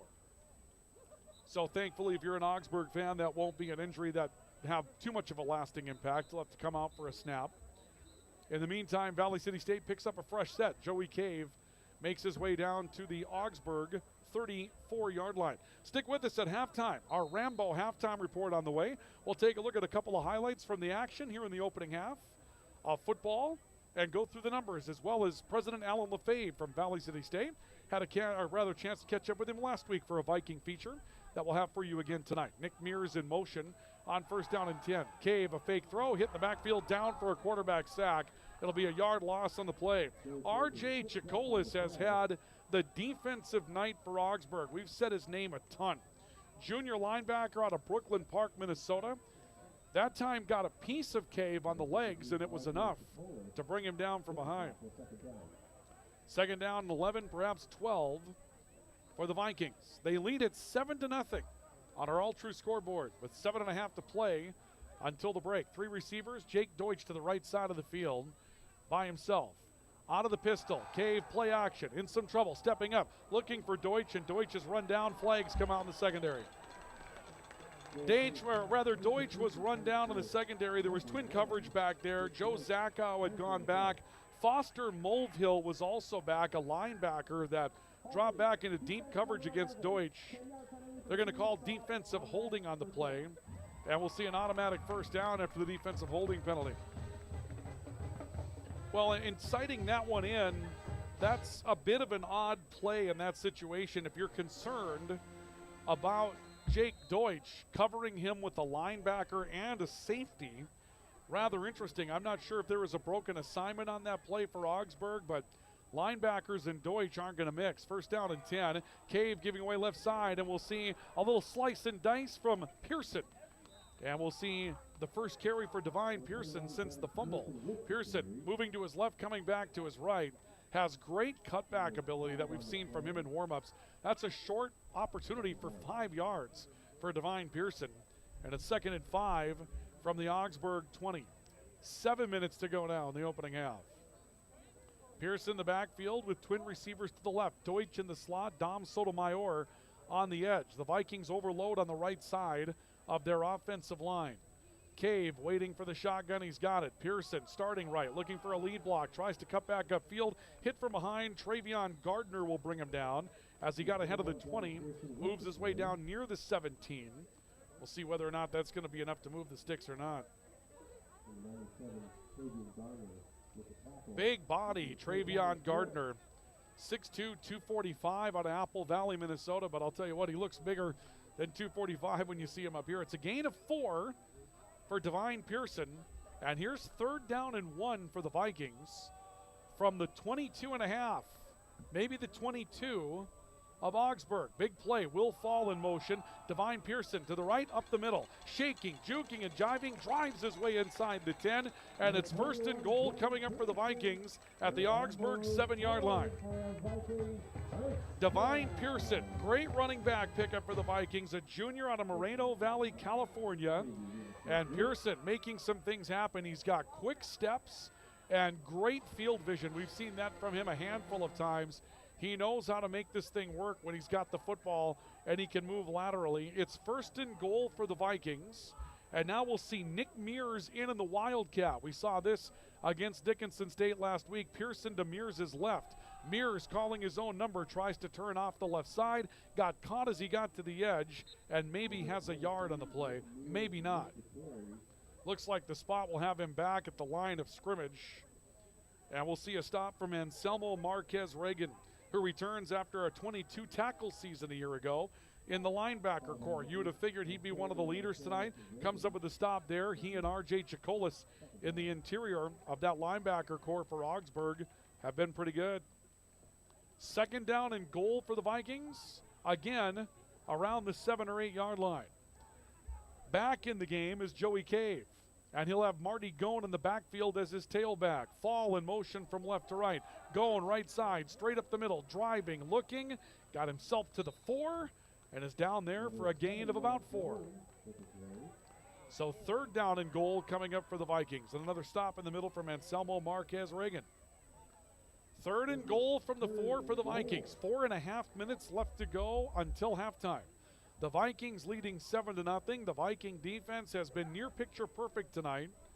The offense has engineered a solid drive from their own 25-yard line after they took this over. And now they look for the opportunity to punch in. we'll see a massive shift with 3 in the backfield. That will now become 2 wide receivers and a tight end. Cave will take it. Gone cut back up the middle, drives his way towards the goal line. He's going to be short of it by a yard. Gone for 3. And here comes 4th down and goal from the 1. And another stop for R.J. Chikolis of Augsburg.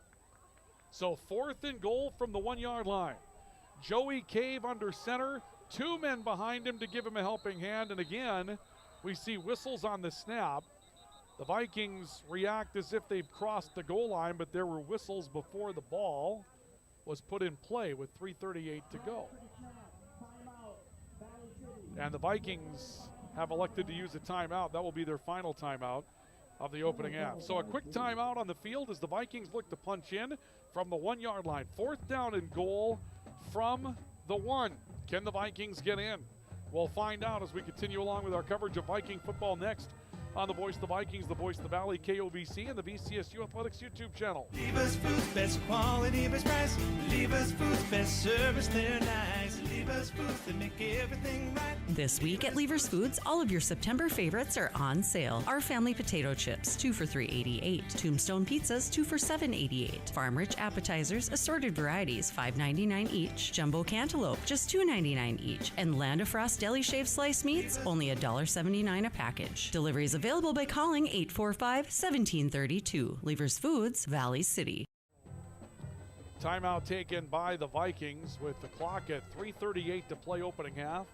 Valley City State leading 7-0 on our LaRue Laco Financial scoreboard. The only score so far of the game, 28-yard touchdown pass from Joey Cave to tight end Will Fall, who found some space underneath the defense.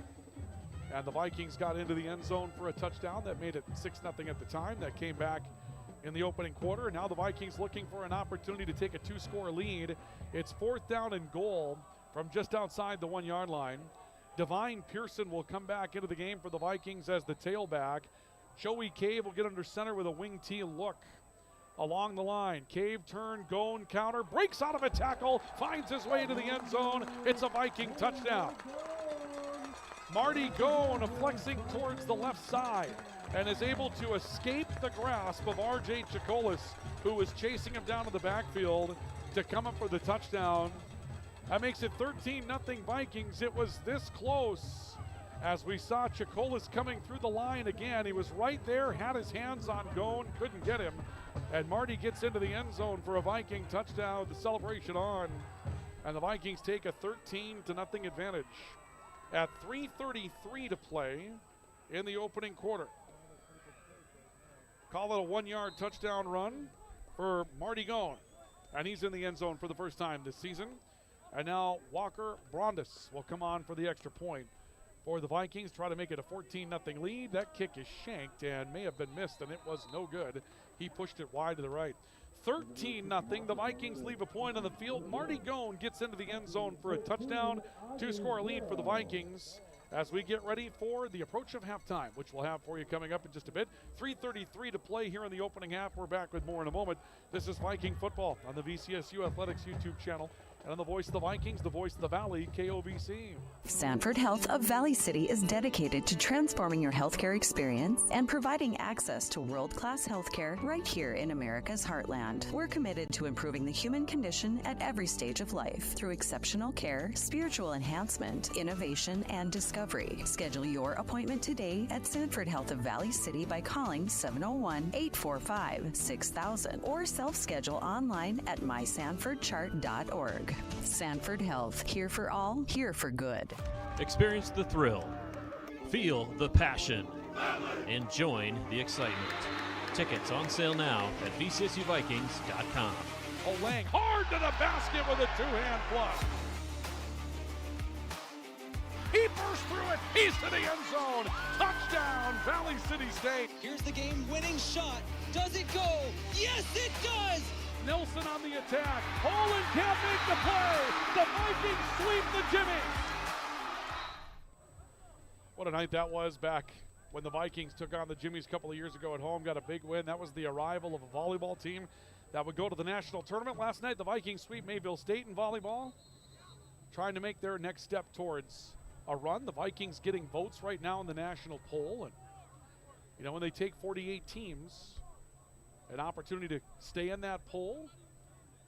If you can't win the outright bid, get the at-large bid. That's the route the Vikings made the last time. Went to Central Methodist down in Missouri, won that first-round game, and found themselves in Sioux City, Iowa, Tyson Events Center. Vikings will kick away, leading by a score of 13-0. Brondis, short, end-over-end kick to some empty space. Ball flops to the turf. This may have been recovered by Valley City State. The Vikings may have come up with it. It looks like they have it. Waiting for a definitive signal. This is going to be Viking football. Joey Antonucci, the sophomore linebacker out of Esco, Minnesota, comes up with a recovery.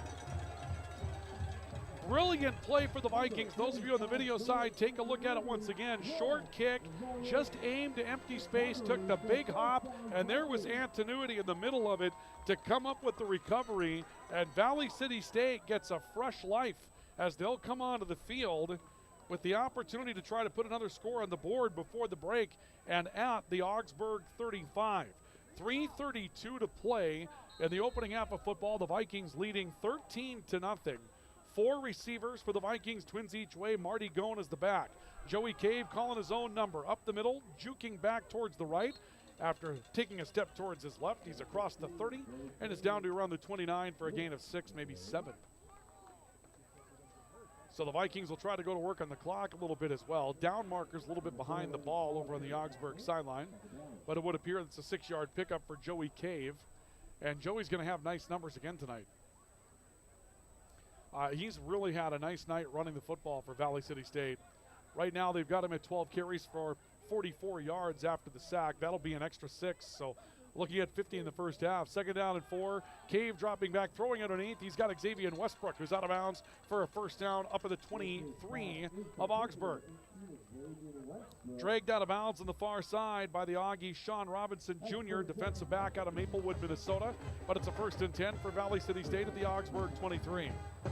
2:35 to go, clock running. Again, we get the 2-minute timeout in college football, so we'll have that coming up for you in just a bit. 1st down and 10 for Valley City State from the 23 of Augsburg. 4 receivers with trips scattered to the right. Jake Deutsch is the wide man, probably going to be single covered. They're looking on a screen to Xavier Westbrook. Westbrook turning towards the sideline, tries to sidestep a defender, got to the 20, and is driven out of bounds the near sideline, right around the 19-yard line. And that's going to take us down to the 2-minute timeout here tonight. So the Vikings on the doorstep of another after recovering an onside kick. Waiting for a spot on the football to come out onto the field, but it looks like they put it right at the 20, a gain of about 4 for Xavier Westbrook. And that will take us to the 2-minute timeouts. Valley City State and Augsburg in the opening half, with the Vikings leading by a score of 13-0.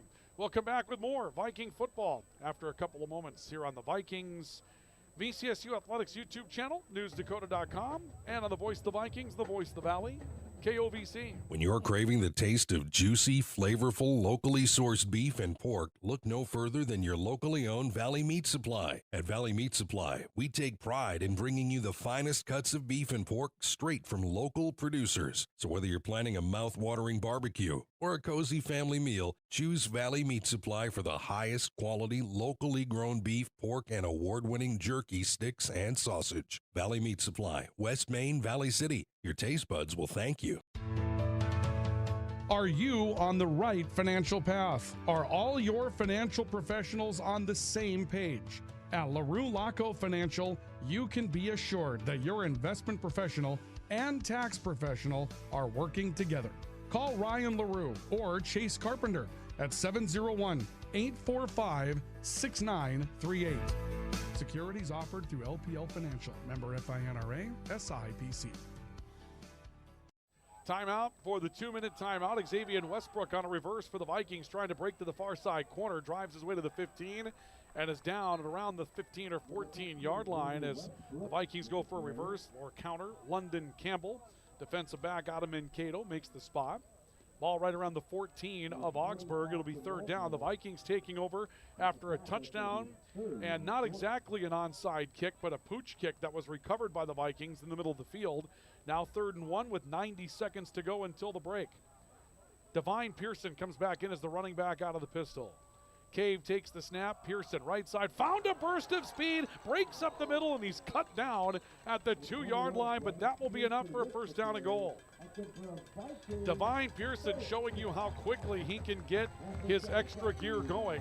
It'll be first down and goal officially from the Augsburg 3 for Valley City State. 1:15 and counting here in the opening half of play. The Vikings trying to make the pooch kick turn into points and something to cap the first half with. Cave with Divine Pearson to his right in the backfield. A pair of receivers left. It's Pearson looking, tiptoeing his way, got behind a wall, drives himself to the goal line, waiting for a signal that we haven't seen as of yet, and Pearson's going to be down at around the 1, maybe the half-yard line.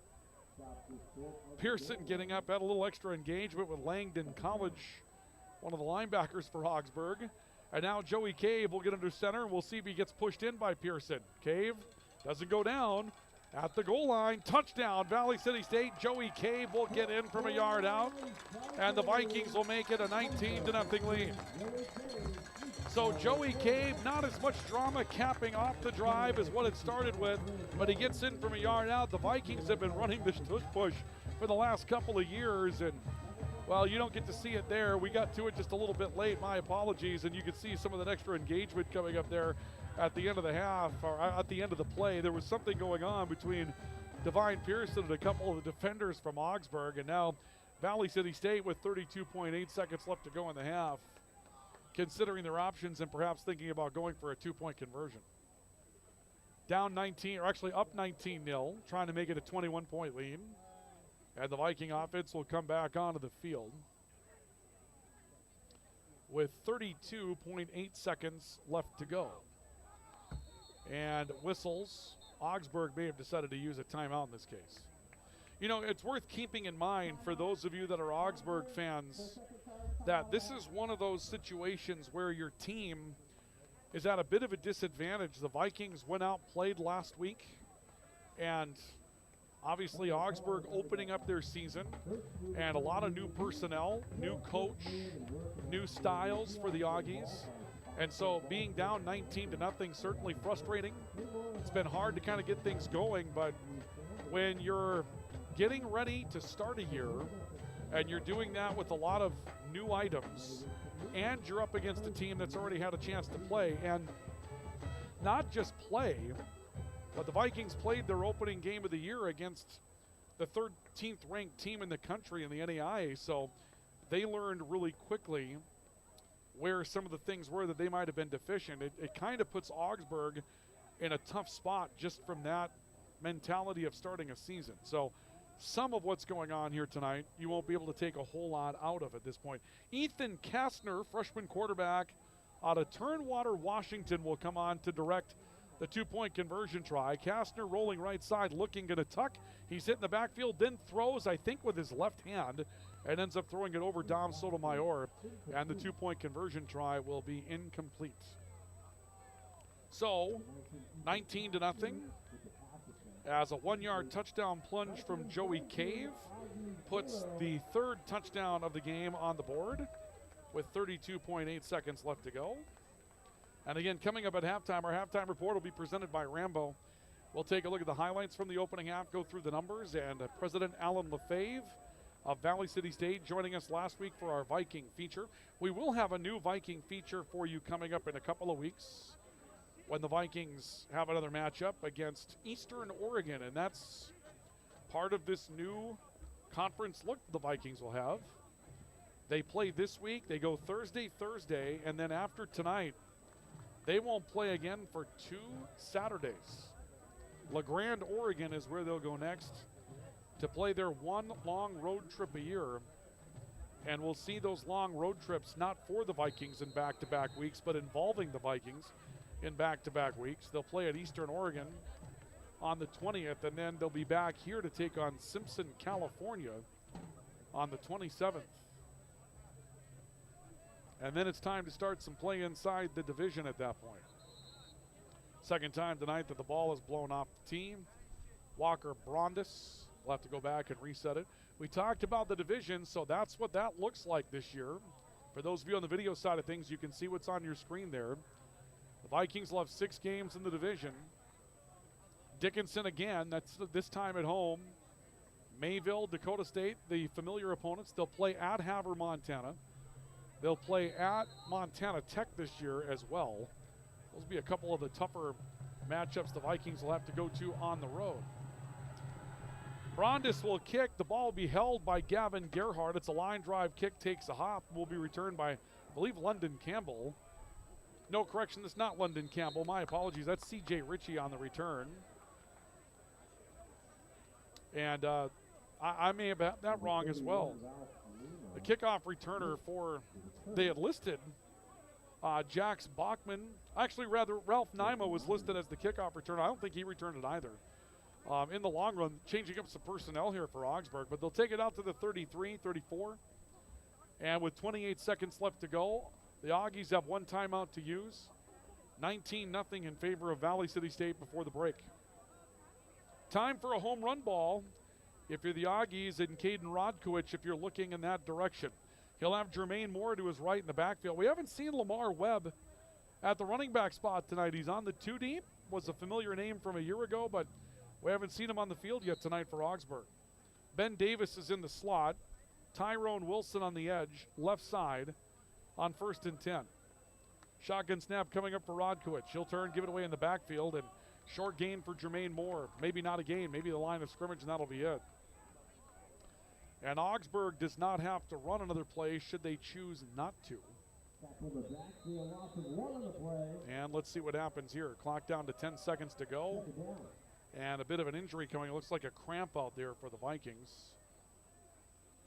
Mosiah Rogers-Taval, one of the defensive linemen, apparently has an issue. I mean, this was a common theme last week as well. In fact, the Vikings were down a couple of men who just had some really severe cramping issues. And when you hear that, I mean, when you hear that you've got players that can't return. Taval maybe not cramping though. That's looks like a penalty coming up against the Vikings on that for that injury situation. But when you're, I mean, it's one thing to be cramping up, right? It's another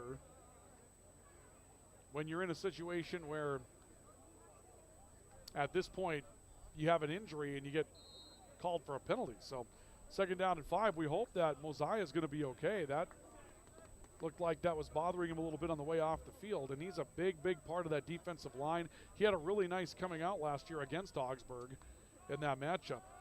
Rodkowicz stepping back, working towards the right side, throws the pass incomplete. Trying to throw out to the right edge for C.J. Ritchie. Good coverage on the far side of the football field from the Vikings. Ashton Ricchino getting out, a linebacker that got out on the edge for some coverage, and that'll bring up 3rd down with 7.1 seconds left.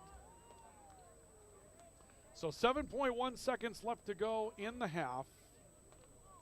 And we'll see what the Aggies attempt to do before the end of the half comes into play here. So here comes Augsburg on 3rd down and 5 from the 39. They'll give the ball in the backfield again to Jermaine Moore. Moore carries out across the 45 to around the 46 for a 1st down with 1.4 seconds left to go. And they're going to call it good at that point. We'll see Augsburg coming off the field and making their way towards the locker room, and the Vikings will do the same. And all in all, successful first half for Valley City State. Defensively, it was picture perfect to start the game. The Vikings had really held Augsburg in check. Offensively, the Vikings get going on a couple of nice long drives and punch in a couple of touchdowns to put 19 on the board. And Valley City State leads by a score of 19-0 over Augsburg University as we make our way towards the intermission. Our halftime report tonight is brought to you by Rambo. We're in the business of making you look good at Rambo. And Rambo will bring you a look at our highlights along with our first half numbers in just a couple of moments, so do stay with us. We'll come back with our halftime report next. This is our coverage of Viking football on the Voice of the Vikings, the Voice of the Valley, KOVC, the VCSU Athletics YouTube channel, and online at newsdakota.com. Hi, this is Clint from Central Avenue Health Mart Pharmacy in beautiful downtown Valley City, your only locally owned pharmacy since 1989. When you're locally owned, you care about your community and your customers. We offer a great selection of gifts and toys, as well as yarns, fabrics, sewing, and crafting. We are here for you from 9 to 5:30 weekdays and Saturdays 9 to 1. For all your pharmaceutical needs, give us a call, 845-5280. Health Mart, taking time to listen and care. Orthopedic pain is limiting. It's unpredictable. And when it disrupts the way you move, it disrupts the way you live. Life is better when you feel empowered to move the way you want, when you want. And that's where our experts come in. We're your guides to orthopedic and sports medicine treatment options that can manage your pain, rehab your injuries, and restore your confidence. Take back the freedom to move. Explore your orthopedic options at Sanford Health. Looking for a quality, affordable education to get you the career you want? Strengthen your resume with a degree from Valley City State University. From education to business, fisheries and wildlife to software engineering, we have it all. Learn more about becoming a Viking today.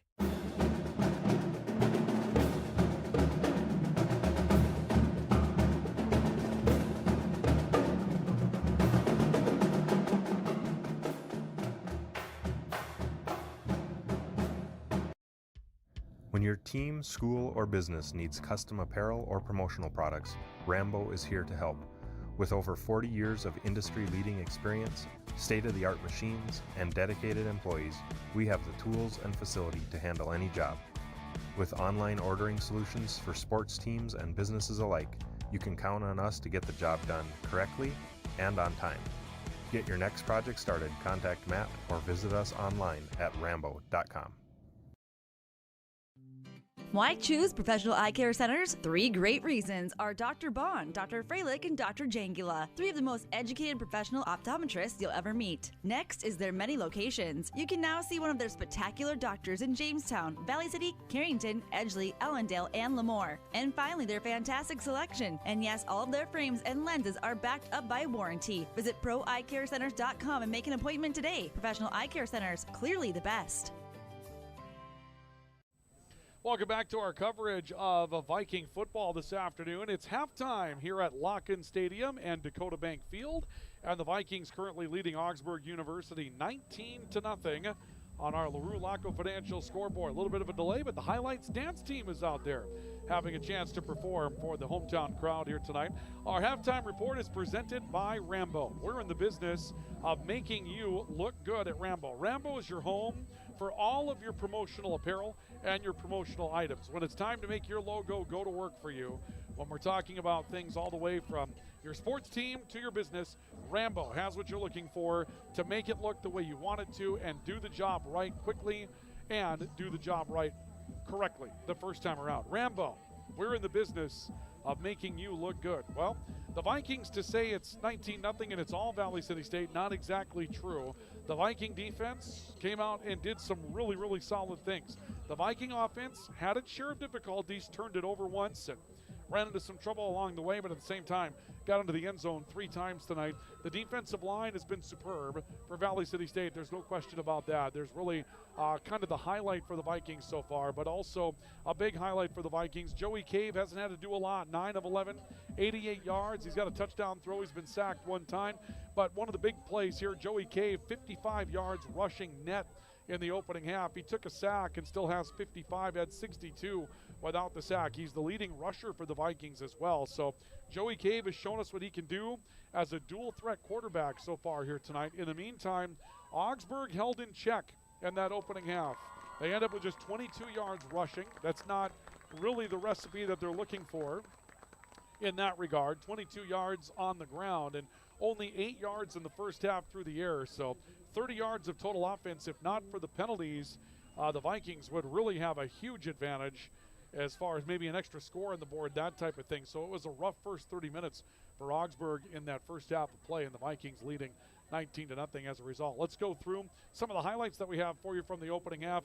First, the opening touchdown, and it's a throw from Joey Cave to tight end Will Fall, who had gone in motion. Cave taking a look. There's Fall coming into your screen behind the defense. For those of you on the video side, Fall comes up with a touchdown reception to make it 6-0, eventually 7-0 in favor of the Vikings. Then later in the second quarter, Joey Cave looking to finish off a drive, turns and gives away. Marty Gone had to wrestle himself out of a hit in the backfield, but Marty Gone gets in from a yard out. The Vikings take a 13-0 lead at that point. And I'll tell you what, boy, that doesn't look like a Viking highlight at all that we just showed you. Let's go ahead and give you a look at what happened to lead to the Vikings' third score that we had tonight, because right after the touchdown from Marty Gone, the Vikings decided to go to some trickery in the form of a pooch kick into some empty space. And this is what led to the third Vikings score of the night. Wide open space, the ball recovered. Joey Antonucci comes up with the recovery for Valley City State. That play led to a third score for the Vikings, and that's what brings us to a score of 19-0 right now in favor of Valley City State. The individual numbers at the end of the opening half. First of all, for Augsburg, Caden Rodkowitz, 2 of 7, 8 yards. Been a tough night throwing the football. As far as the rushing yardage is concerned tonight for the Augsburg University Aggies, Ben Davis, a catch for 5.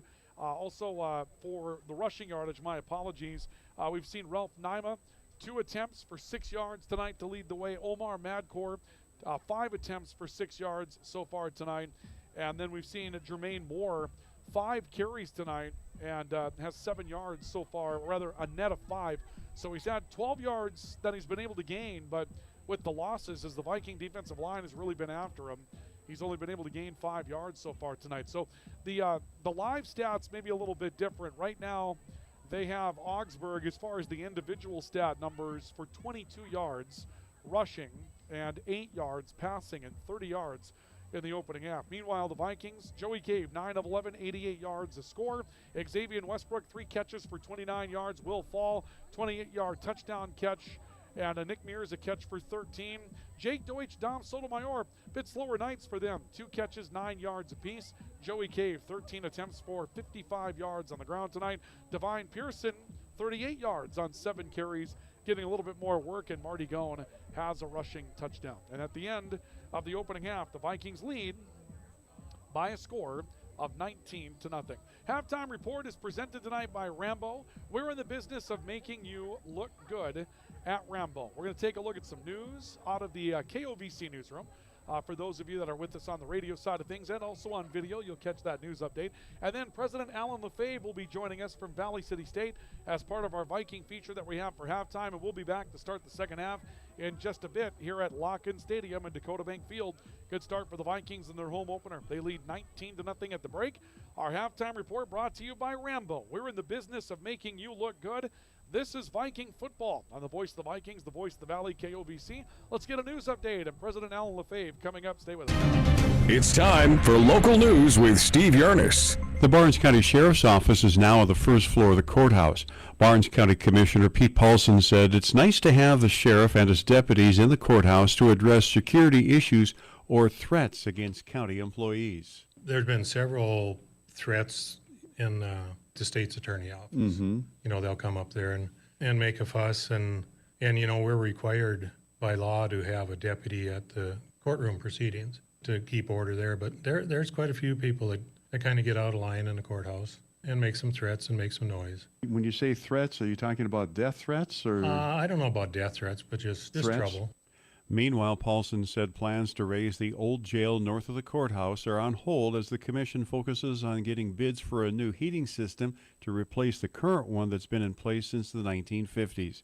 He said it's difficult to keep the current heating system running. Back in 2016, Stan Horst was our maintenance man, and he had been for like 40 years. He came to the commission and said, we have to do something about this heating system. It was put in the 50s, and it's just getting obsolete. I can't get parts for it anymore. Stan would actually stay in the courthouse overnight on storm days or cold days to make sure the furnace didn't quit. Ever since then, the commission has been kind of looking into it, and now the last few years we've been looking harder because these machines are breaking down and we cannot get parts. People are saying, well, keep repairing them. Well, we are keep repairing them. We're still using them. And there is no central air conditioning in the courthouse other than the courtrooms and the judges' chambers. Our new system, we want to put in a new natural gas system and then have air conditioning besides. That's Barnes County Commissioner Pete Paulson. That's our news. I'm Steve Earnest reporting. Sanford Health of Valley City is dedicated to transforming your healthcare experience and providing access to world-class healthcare right here in America's heartland. We're committed to improving the human condition at every stage of life through exceptional care, spiritual enhancement, innovation, and discovery. Schedule your appointment today at Sanford Health of Valley City by calling 701-845-6000 or self-schedule online at mysanfordchart.org. Sanford Health, here for all, here for good. Why choose Professional Eye Care Centers? 3 great reasons are Dr. Bond, Dr. Freilich, and Dr. Jangula, 3 of the most educated professional optometrists you'll ever meet. Next is their many locations. You can now see one of their spectacular doctors in Jamestown, Valley City, Carrington, Edgeley, Ellendale, and Lemoore. And finally, their fantastic selection. And yes, all of their frames and lenses are backed up by warranty. Visit proeyecarecenters.com and make an appointment today. Professional Eye Care Centers, clearly the best. Are you on the right financial path? Are all your financial professionals on the same page? At LaRue Laco Financial, you can be assured that your investment professional and tax professional are working together. Call Ryan LaRue or Chase Carpenter at 701-845-6938 for an investment professional. And tax and accounting professionals with Jim Laco and team at 701-845-1660 for a tax professional. Security is offered through LPL Financial, member FINRA SIPC. Grotberg Electric believes in quality first, taking pride in the work and standing behind every project they do. They bring together the power, technology, and experience to keep your business online. The success of Grotberg Electric depends on 3 major ideals: the quality of their products, the commitment to their customers, and most of all, their customer service. Call Grotberg Electric today at 845-3010 or visit them online, grotbergelectric.com. Lots of excitement on campus, a lot of students on campus, and we had our marketplace event last night on the campus lawn, and it's just exciting to see the community and the college come back together. Well, let's talk about where we're at as far as that college community. The last few years have been sort of punctuated by some pretty impressive growth at Valley City State. Incoming freshmen have been a big number. Also, some transfer students have been a big number. How do those numbers shake out for the fall of 2025, at least preliminarily? Yeah, preliminarily, they're looking good. I can't say we're going to break another record, but I certainly think we're going to be in the ballpark of where we've been in the past 4 semesters. You know, 4 semesters in a row of record-breaking growth is sometimes a tough trajectory to retain, but certainly we're going to do everything we can to get at or close to that same number that we had last fall. What has fueled the growth at Valley City State, do you feel? Has it been the availability of financial aid, new programs, more notoriety of the school? What do you think has really fueled the growth over the last couple of years? Yeah, you know, I think you hit on it with the 3 things that you just mentioned. I think the reputational excellence of the university continues to be strong. Our people, our staff, our faculty, the student body that we have, the right mix of degree offerings for a whole wide variety of different things that students can consider pursuing as they enter the workforce, and just our scholarship program is so strong, outstanding support from our donors. It's an affordable place to go to school, and it's a reputable place to go to school, and so a student can come to Valley City State and get a lot of personal attention and really get a good focused preparation for what's next in their life. As we look toward the future, I know there are some stories out there today about the beginning of a changing of the funding formula for higher education. And according to one pretty prominent lawmaker in Bismarck, he said the reason why this needs to be done is because the state has needs now that it hasn't had before. And I know you can certainly speak to a teacher shortage, which was also in the news just yesterday, how rural schools are struggling to find teachers, and that's what we do at VCSU. So it seems like the message might be finding its way to the legislature, that what we do is what the state needs right now. Absolutely. You know, I think one of the primary sectors out there impacting workforce is the teacher workforce, and certainly that's an area that we're continuing to be focused on and trying to grow through a variety of different ways. But regardless of the occupation, I think the last time the funding formula was really closely examined was, when it started back in 2013, it was a whole different landscape at that point in time. And so it's always good to look at these formulas and see if we're doing things the right way, if there's some improvements that can be made along the way. And so Erica Buchholz, our Vice President for Business Affairs, is participating in the work group, and we're very appreciative to have her expertise at the table, along with several others from across the system.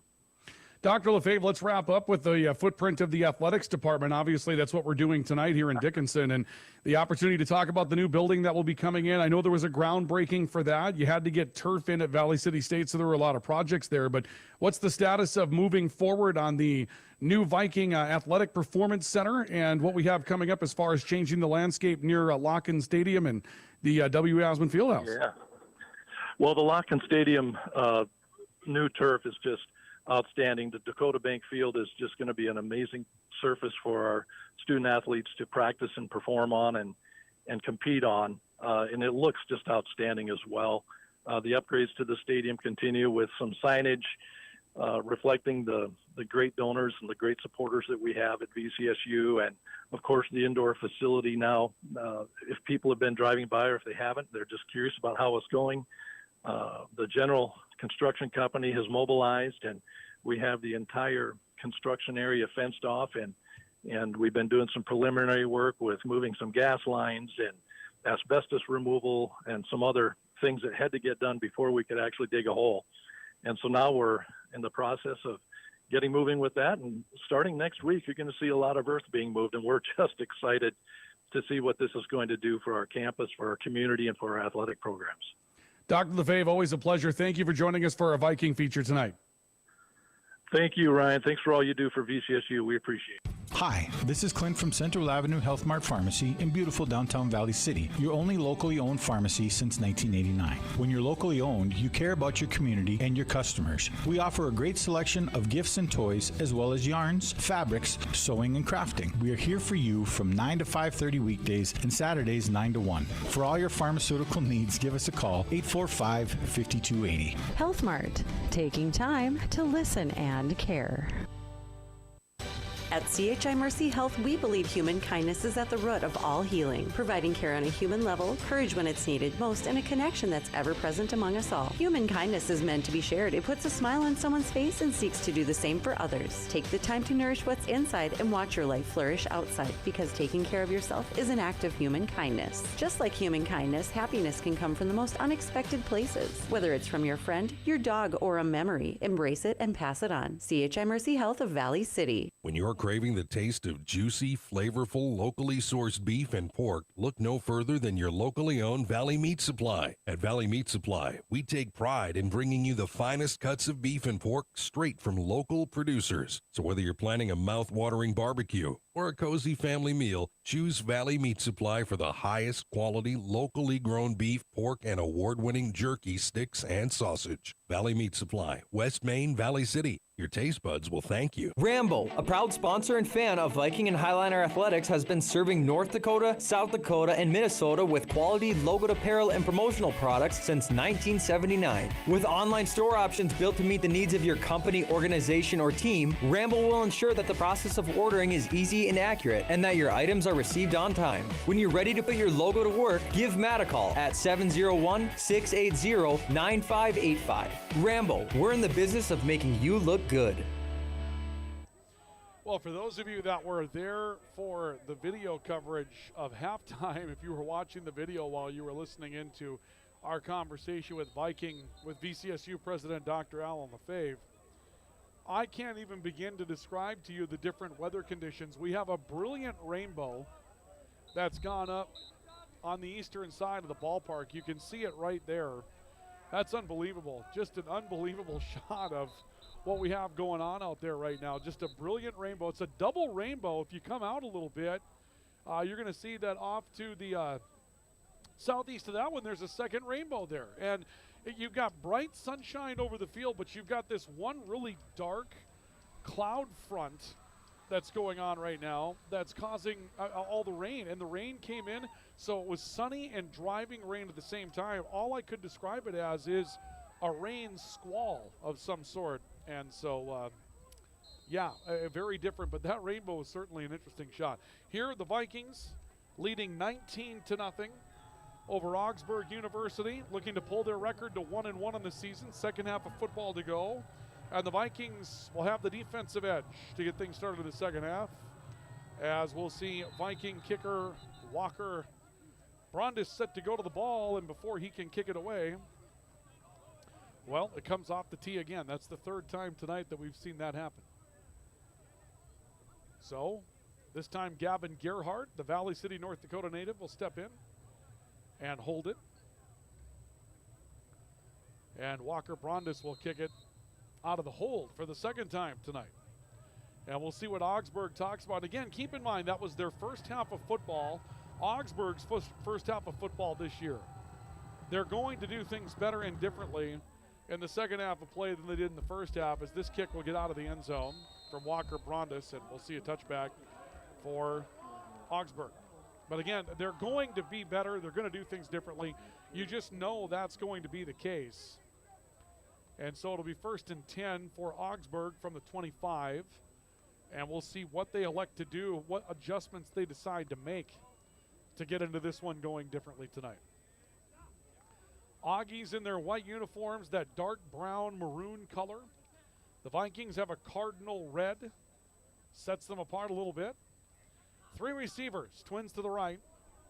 On 1st down and 10 for Augsburg at their own 25-yard line. Caden Rodkowicz is back as the quarterback for the Augies. He'll take the snap, gives this one away up the middle to Jermaine Moore. Moore trying to attack off right tackle, driven back. Second half starts much the same as the first half, and a running play that the Vikings were able to snuff out on the defensive line. Stop is made by the Vikings from Aiden Russell out of the linebacker core. Returns after a 5-tackle week last week. Second half of the season player for the Vikings last year, was very good in that linebacker core. You felt like with him coming back, they had some potential to be pretty good. They did. And again, it's part of a front seven effort that the Vikings feel like is going to be really exactly what they're looking for throughout the course of the season. 2nd down and 10 for Augsburg, just ahead of their own 25-yard line. 3 receivers again. Rodkowicz waiting for a shotgun snap, flag. Play clock was down to 2. The Viking crowd is celebrating. The Viking sideline is celebrating. And the penalty is going to go against Augsburg for delay of game. Well, that's a tough start. You come out of the locker room if you're Augsburg and you feel like you've had a chance to talk things over. You'll be able to make some changes, and instead, ball goes backwards after a play for no gain, and so here comes a 2nd down and 15 for the Augies. 3 receivers, lone man to the left, Tyrone Wilson. He's their impact player. The Vikings have a safety in that direction. Gavin Gerhardt is over the top in that sequence. 2nd and 15, a throw to the right side of the field. Pass is caught. Bouncing off of a tackle is C.J. Ritchie, and Ritchie will carry the ball to the far boundary, stepping on the line at the 30-yard line. It's a gain of 10 yards for C.J. Ritchie, and it brings up 3rd down and 5. Well, Ritchie and Wilson are just 2 receivers that are too good for Augsburg to not get their hands on the football. We know that about those 2 men. And so Augsburg's definitely going to look to try to find them more, as Ritchie had just 1 catch in the opening half, and Tyrone Wilson did not touch the ball in the opening half of play. Coach McCullik also telling us in the pregame report tonight they expected to see Tyrone Wilson a bit in the backfield, but this is a non-conference game for Augsburg. They may not want to tip their hat. We'll see Ritchie and Wilson team together, twins to the right, and we'll see Wilson go in motion to the left side on 3rd down and 5. They're looking at him. He's got it, 1st down, ahead of the 35 and up to the 36-yard line. That's going to be enough to move the sticks for Augsburg. First catch tonight for Tyrone Wilson. 76 catches a year ago, 1,011 yards, 13 touchdowns a season ago as well, and he was the player. I mean, not the player that Dennis McCullik was worried about, but he was the player that Coach McCullik really focused in on in our pregame conversation tonight. And so to go a first half without catching the ball, Augsburg probably looked at that on the stat sheet and said, no, we got to do better in that variety. And on that snap, Caden Rodkowicz was looking for him the entire way. 1st and 10, Augsburg, their own 36. Rodkowicz dropping back, pressure, throws to the middle, incomplete. Intended for Ben Davis. Pressure coming again from Viking Aiden Russell. A blitz on the left side of the linebacker core that got back on Rodkowicz pretty quickly. And Rodkowicz had to hurry his throw. It'll bring up second down and 10. If the Vikings continue to put that kind of pressure on throughout the year, eventually it will result in some turnovers. That time, Rodkowicz got away with a throw that was quick and it was high, and it was in one of the hooks where there usually are or is a defensive presence of some kind. Second down and 10. Ball at the 36 of Augsburg. 3 receivers. Rodkowicz dropping back, pressured again, hit again, but throws, and the pass is caught by tight end Michael Lau. And Lau will take it out to around the 45 of Augsburg. That'll be a gain of 9, and here comes a third down and 1. So the option for Augsburg to throw underneath seems to be what they've gone to. They've now run a crossing route for Wilson. That time it's a crossing route for Michael Lau, C.J. Ritchie, a catch out there also. They seem to be trying to move some of their routes towards the sideline and find some things underneath the linebackers. Here's 3rd and 1 with the Viking crowd coming to life. Vikings lead 19-0 early third quarter. Rodkowicz out of the shotgun play action. Quick throw. They've got the tight end. Ball dropped. This will be incomplete. Michael Lau caught the ball, and Michael Lau took a pop on the far side of the field, and that jarred the ball loose. Brady O'Keefe, freshman defensive lineman out there. That's another freshman up on the defensive line, Dilworth, Minnesota native. We talked about this with the Vikings last week. They've got 2 men on the defensive line that start that are both freshmen. Savili Haipo Castillo-Leovau, freshman out of Waimanalo, Hawaii. That's one of the starters. Dorian Sandus, the other, had a big week last week, and now you've got a 3rd freshman playing on the D-line. This Viking defensive line has got a lot of potential for the foreseeable future coming up here if they can stay together. On to kick, Nathan Wagenstein. Ground ball snapped to him, whistle. May have had a timeout by Augsburg. Nope, we had a delay of game by Augsburg. So the Aggies will get backed up 5 yards, and we'll see 4th down and 4 coming up. Saw both Viking head basketball coaches down below, Vanessa Johnson of the Viking women, Ryan Montgomery of the Viking men. Tomorrow night we'll see Michelle Micklejohn and the Viking volleyball team in action. We'll tell you more about that in a second. Wagenstein waiting for the punt snap, gets it away, a flag is out, and we're going to see Gavin Gerhardt step away from the ball. This will take a lateral hop at the Viking 24. It's touched up at the 25, but there's a flag. The flag was right after the snap. We'll see if one of the Vikings lined up in the neutral zone, or if there's a procedure penalty. It looks like one of our line judges might be calling procedure against Augsburg. Let's see. The official still talking things over. They don't have to huddle to talk. They've got a system where they can talk to one another without having to get together. So they talk this over. And they'll have an illegal formation against Augie. They're going to enforce 5 yards onto the end of the kick. So the Vikings will take the ball out to the 30. It'll be 1st down and 10 for Valley City State. 11:26 to play third quarter. The Vikings leading 19-0. They get the football for the first time here in the second half. We'll see what the Vikings decide to do as far as adjustments that they're going to make here in half number 2. Joey Cave, a very efficient half throwing the football. In half number 1, he'll give to Marty Gone, who had a touchdown run in the first half. And Gone will break away from the pile, tries to stretch the play out to the right after attacking middle. He's across the 35 near the 36, gain of perhaps 5. And it will be 2nd down and 5 coming up for Marty Gone.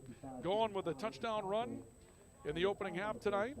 He and Divine Pearson have been manning the store in the backfield for the Vikings. Kaiua Nishigaya was injured last week against Dickinson State. And Ligarius Marshall, who's a very talented running back for the Vikings, not going to be available this year. 2nd down and 4. Stretch play again. Gone trying to break it outside. Tries to put the afterburners on, and he's jersey tackled hard at the 36-yard line. No gain on the play.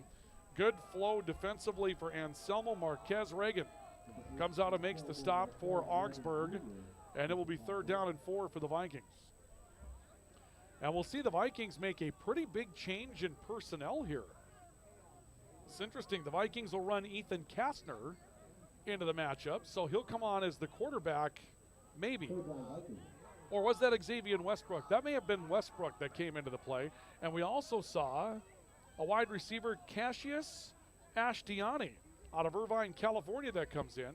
Cave out of the gun with 5 receivers and an empty backfield. Play clock at 3 and the Vikings jump.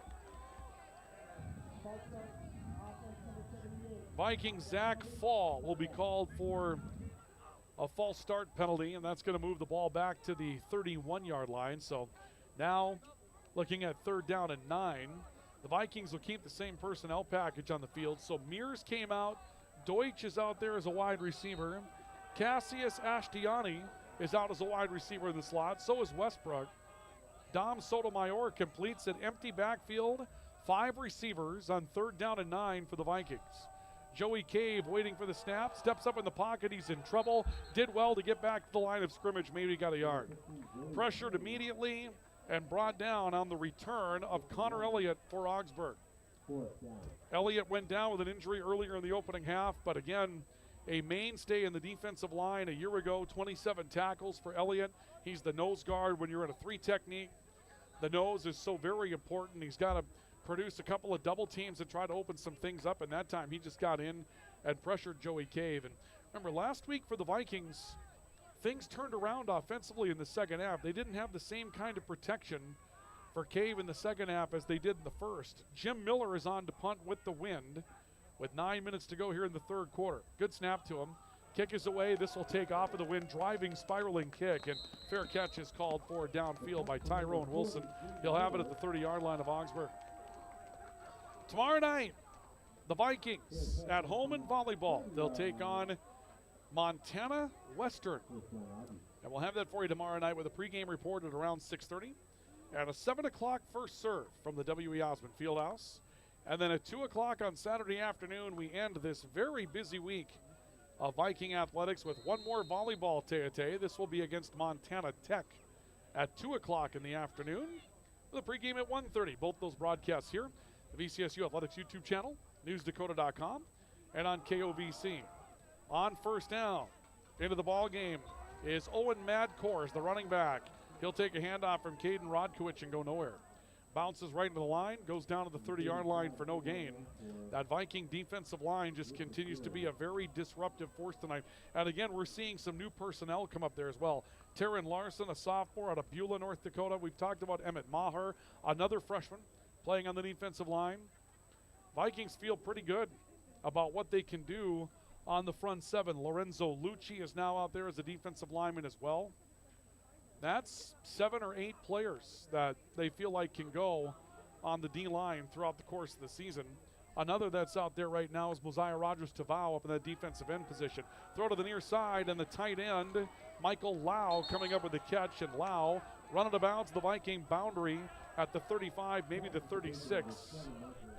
Mosiah Rogers-Tavau and Michael Lau having a conversation on the Vikings sideline, and Lau was conversing with a few other Vikings. It's got to be, in the game of college football, an interesting experience to get knocked out of bounds on the opposing team's sideline. There's usually going to be a conversation or two that goes on over there. Halfway through the 3rd quarter, Vikings leading 19-0 on the LaRue Financial scoreboard. It's 3rd and 4 for Augsburg at the Viking 36. 3 receivers, Twins left. Rodkowicz is waiting for a shotgun snap. He looks off to his left, takes a low snap. The Vikings blitz, and Rodkowicz goes down for a quarterback sack.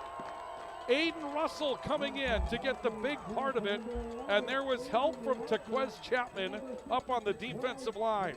The Vikings go all-out blitz, and they get to Rodkowicz. We'll take a look at it again. You'll see the blitz come right out of the linebacker core, and this was Aiden Russell just coming hard through the line with no one to stop him. There he was, came out of the defensive secondary, or really out of the linebacker core, if you will, and comes up with a sack for Valley City State.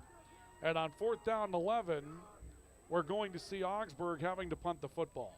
High punt snap, kick away, nearly blocked. It's a line drive, spiraling kick against the wind. This is a really, really good effort by Augsburg kicker.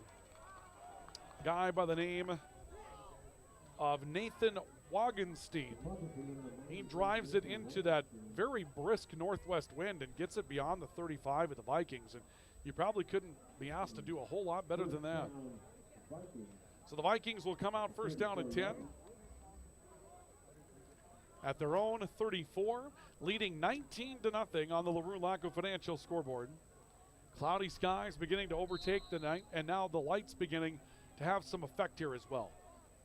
Getting into a little bit more of a nighttime football mode here. 3 receivers. They'll give the ball to Divine Pearson. Pearson spinning off of tacklers, rumbles his way forward across the 40, out to the 44-yard line. Nearly enough for a first down if he doesn't have it.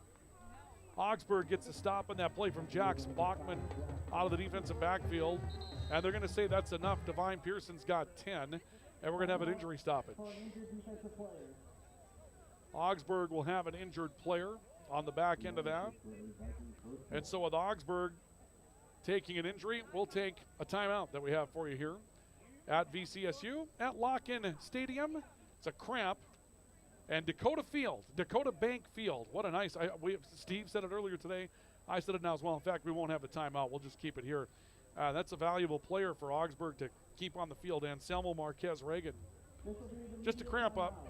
And this is going to take us to the media stoppage. So here we go. Media timeout. At the end of this, we will, in fact, take a timeout. Vikings and Augsburg, 19-0 Valley City State. We'll continue with more Viking football coming up next. Experience the thrill. Feel the passion. And join the excitement. Tickets on sale now at VCSUVikings.com. Lang hard to the basket with a two-hand flush. He burst through it. He's to the end zone. Touchdown, Valley City State. Here's the game-winning shot. Does it go? Yes, it does! Nelson on the attack. Holland can't make the play. The Vikings sweep the Jimmy. When you're craving the taste of juicy, flavorful, locally sourced beef and pork, look no further than your locally owned Valley Meat Supply. At Valley Meat Supply, we take pride in bringing you the finest cuts of beef and pork straight from local producers. So whether you're planning a mouth-watering barbecue or a cozy family meal, choose Valley Meat Supply for the highest quality, locally grown beef, pork, and award-winning jerky, sticks, and sausage. Valley Meat Supply, West Main, Valley City. Your taste buds will thank you. Timeout taken for media with 6:09 to play, third quarter. Rain continues to swirl around as a mist here tonight. Coming in a little bit more briskly now, though, as the Vikings get the football. First down and 10. And Joey Cave takes the snap, bobbles it a bit, gives it away to Divine Pearson. And Pearson, trying to turn up off left tackle, makes his way out near midfield for a gain of about 5 for Divine Pearson. Vikings leading 19-0.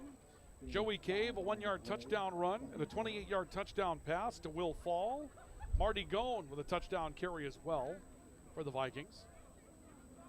And the Vikings have a 19-0 edge. They've been challenged sparingly tonight when it comes down to defense. Cave out of the gun on second down and 5. 3 receivers, twins to the right. Divine Pearson again, this time got a charge from the offensive line. Spins his way forward near the 45 of Augsburg, and that would appear to be enough for a Viking first down. You can just see a second lift from Divine Pearson, junior out of Moreno Valley, California. Vikings felt so good about their running back spot in the preseason, and then Legarius Marshall down with injury, and Divine Pearson was down throughout most of camp. They get him back only to lose Caillou Nishigaya in the running back core, and that challenges the depth at a couple of different positions, as Caillou is a pretty good split back. First down and 10 for the Vikings from their own from the Augsburg 45. Cave wants to throw right side, looking for Mears. He's got him on the boundary. Mears inside the 30, out of bounds at around the 29. That's a 16-yard pickup. Give him 17 to the 28, and Nick Mears and the Vikings have a first down.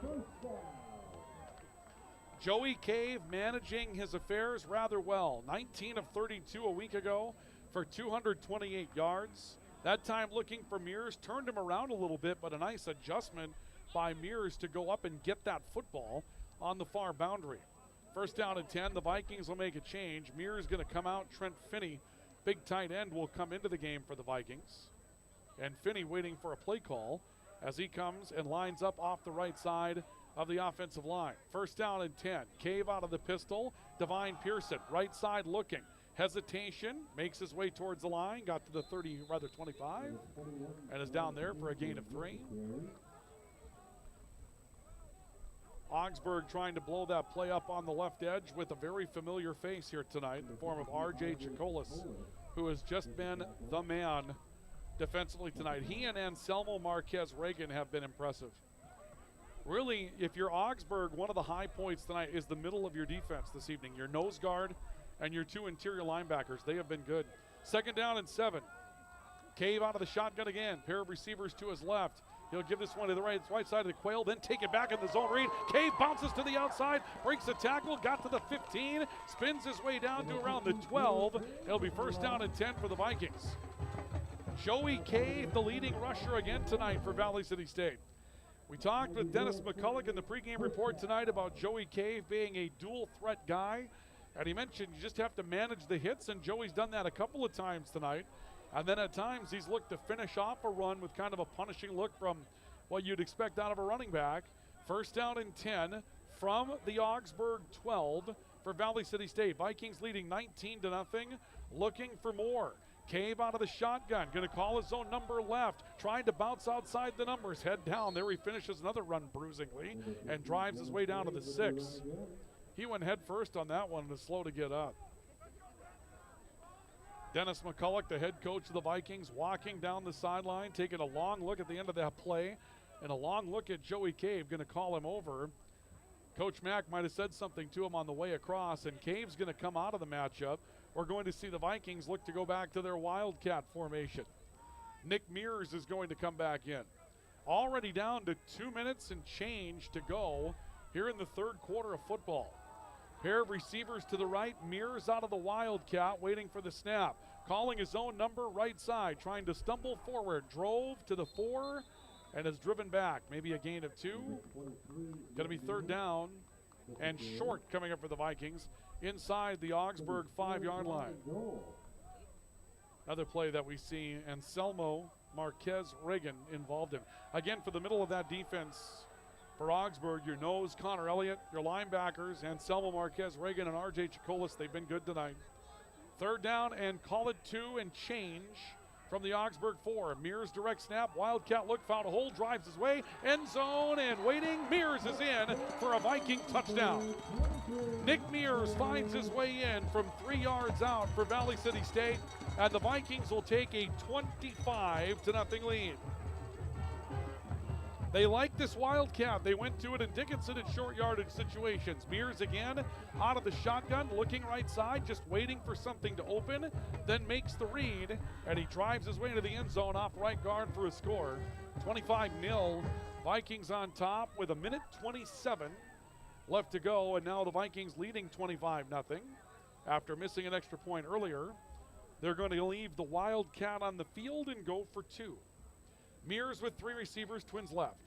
And the ball dropped by Mears. He'll pick it up. He's in all kinds of trouble in the backfield. Struggles forward, got inside the 3.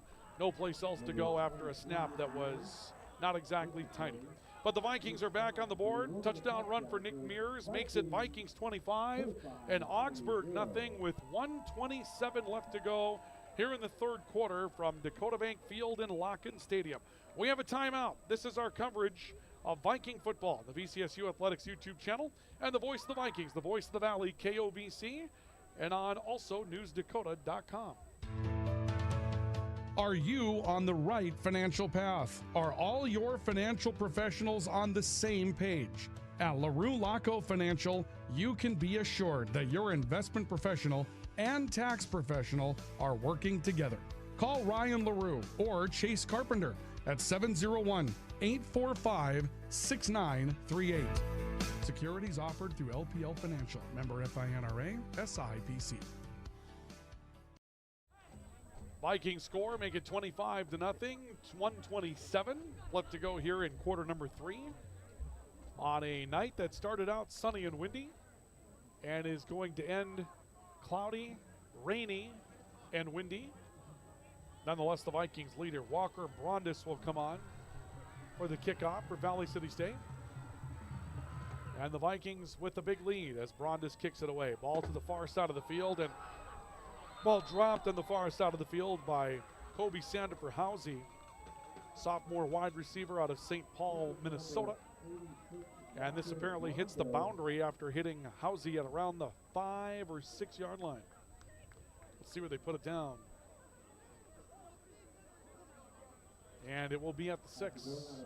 So the Vikings will have a defense on the field that has been really good tonight, and they'll have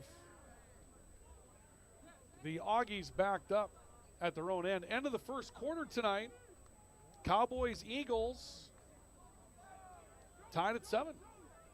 That's probably better than I expected the Cowboys to do tonight. On first down, giveaway up the middle by Augsburg. Short gain out to around the 8 or 9. And we'll see as the pile unfolds who carried the football this time. And now whistle with 1:13 to go. The Vikings are apparently going to start using some timeouts again. Maybe trying to preserve the wind for a punt situation if they can get a stop. Ralph Naima was the ball carrier. And the Vikings will call for timeout.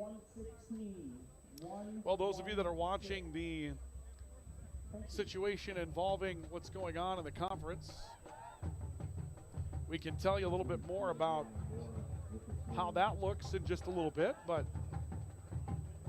one of the things we want to show you would be what the Vikings have coming up next, and so we'll run you through what that looks like, as it's been busy, and there are more sports out there that maybe you'd think of when it comes down to what the Vikings have coming up here in the future.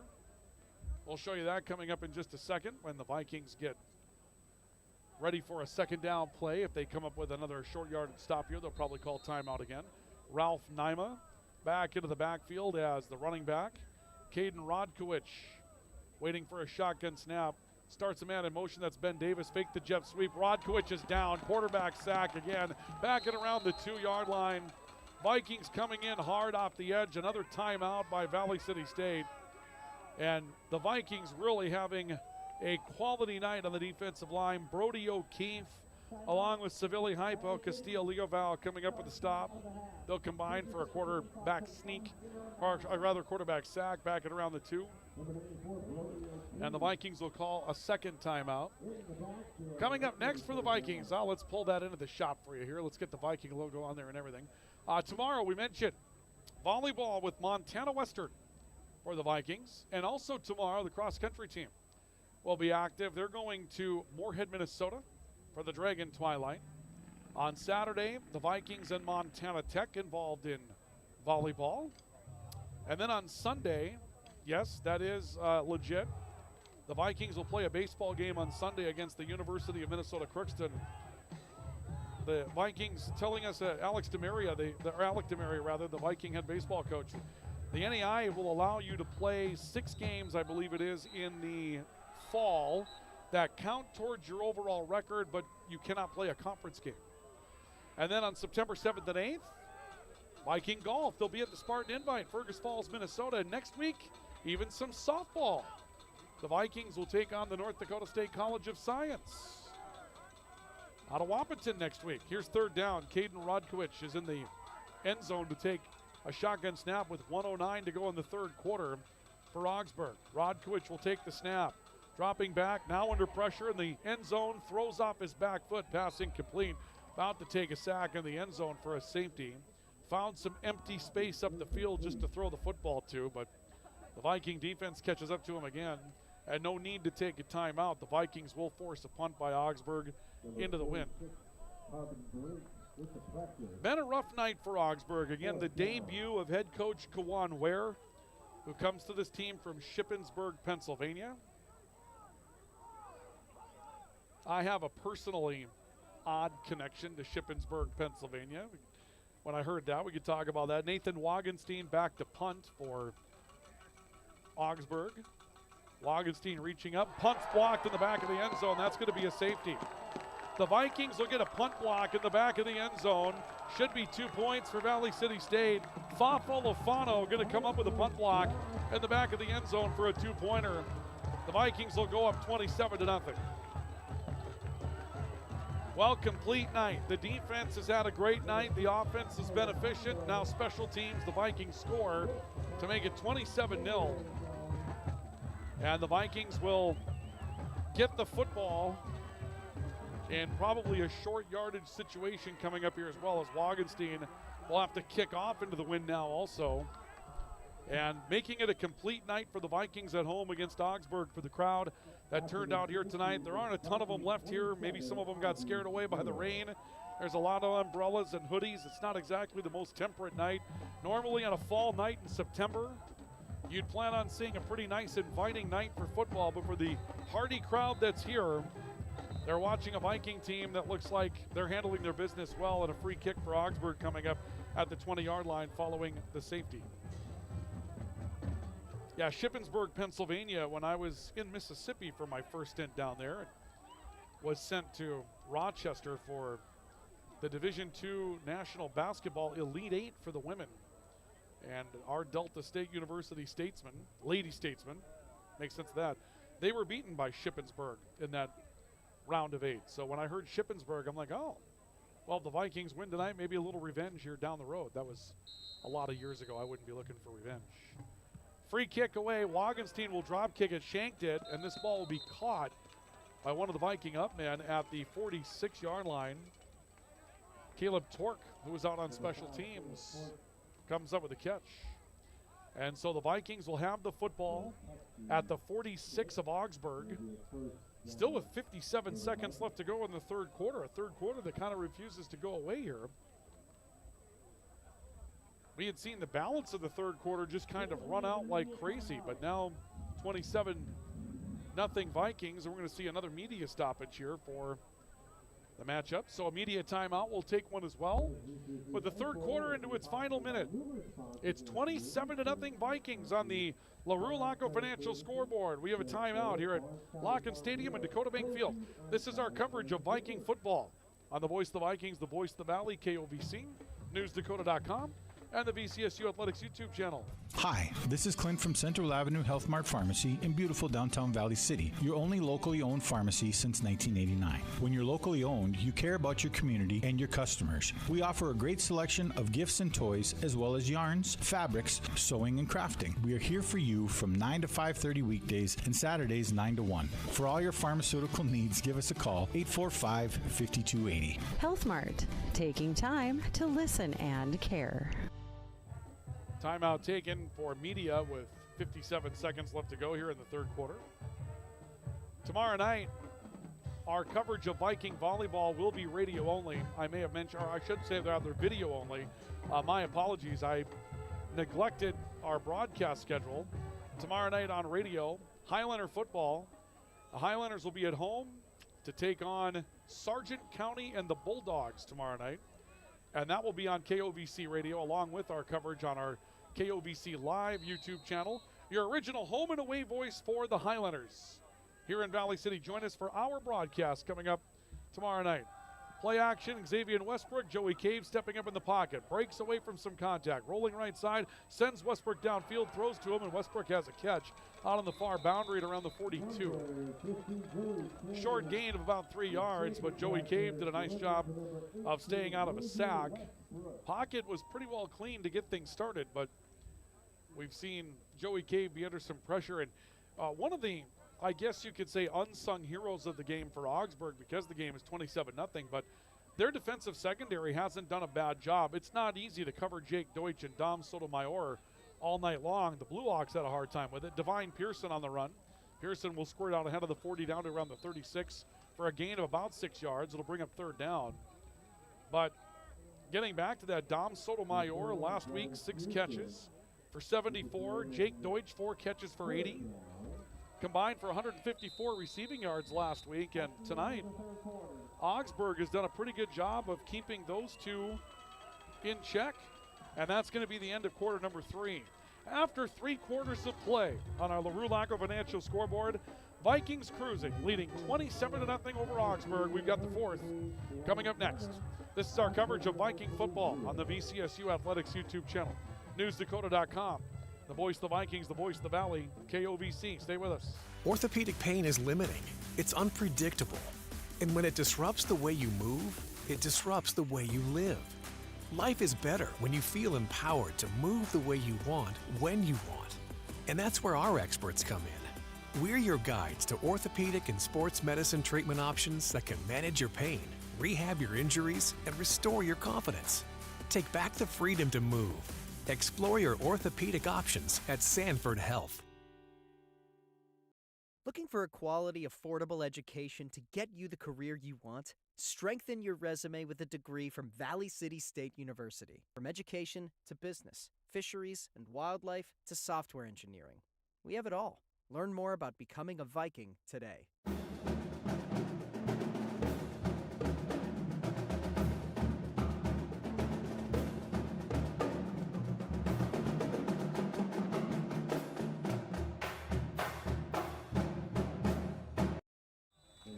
Well, as we get the fourth quarter started, Ethan Kastner will step in and take over the quarterbacking responsibilities for the Vikings. 5'11" freshman out of Tumwater, Washington, and Coach McCullik had some really nice things to say about Ethan Kastner throughout the offseason, saying that if the Vikings were to have an issue with Joey Cave, they feel confident that Ethan Kastner could step in even as a freshman and do a really nice job for the Vikings. On 1st and 10, he'll give this ball away in the backfield. Owen Quayle sidestepping and looking for a place to run with the football, and he'll drive it ahead of the 31. The Vikings leading 27-0 as we get underway in the fourth quarter. Valley City State trying to go to a 1-1 record before they get a little over 2 weeks off. Valley City State will not play again until 2 Saturdays from now, and they'll play out in the Pacific time zone against Eastern Oregon University. That game in 2 Saturdays on the 20th is scheduled for 3 o'clock Central Time.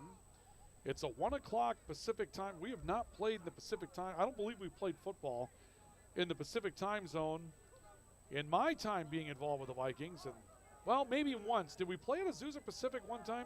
They'll give the ball away to Quayle, trying to stretch towards the left side of the field, drives ahead of the 25. Down to around the 24. Going to be short of a first down, it would appear, by about a half yard. Owen Quayle getting an opportunity to carry the football now. And out there continuing to work hard, Anselmo Marquez Reagan, Anselmo Marquez Reagan, who's been a solid linebacker tonight for Augsburg. Might have had an opportunity to play at Los Angeles, California against Azusa Pacific once. So that would be the one time that I can recall where the Vikings have played a football game in the Pacific time zone. I might be wrong about that. Before that, wouldn't be able to tell you. Kastner out of the pistol again. Quayle in the backfield on 3rd down and 1. Quayle gets it, looks up the middle, going to get hit in the backfield, but drives his way forward, kept the feet moving, and he's got a first down up to around the 23 of Augsburg. And Marty Goen will now step onto the field to spell Quayle for a bit. So Ethan Kastner out there, and right now Ethan's job, distribute the football cleanly, don't turn it over. Right now Valley City State in a mode where they're looking to kind of put this one on ice and move on to their next matchup, move on to the bye week at this point tonight. That's really what they're looking for at this point. One of the surprises this evening, just Dom Sotomayor, Jake Deutsch, not touching the football a lot tonight for the Vikings. Deutsch out there as a receiver, right edge. Sotomayor to the left now. Kastner waiting shotgun snap, gives to Marty Goen in the backfield. And Goen's wrapped up and dropped back behind the line of scrimmage at the 25-yard line for a loss of a couple of yards. Augsburg's Griffin Tome, defensive lineman, comes up with a stop. Right now, they've got Dom Sotomayor, 2 catches for 9. Jake Deutsch, a catch for 4. 13 yards for those two after combining for 154 a week ago. Now, it's been a much more rushing-oriented night tonight. The Vikings have 77 yards on the ground for Joey Cave, 66 from Divine Pearson. So they've done it a different way tonight. They've expected to run the football. It's something that obviously Dennis McCullik believes in. He wants to see his team establish it, and they've used this game tonight to try to figure that part out. Kastner on 2nd down 13 gives to Goen, and he is tripped up back behind the line of scrimmage. Maybe a half yard on the play. Jax Bachman, defensive back, coming in for the stop again. And it's 3rd and 11 for the Vikings. Clock down to 11 minutes and change to go here in the 3rd quarter. Vikings leading 27-0.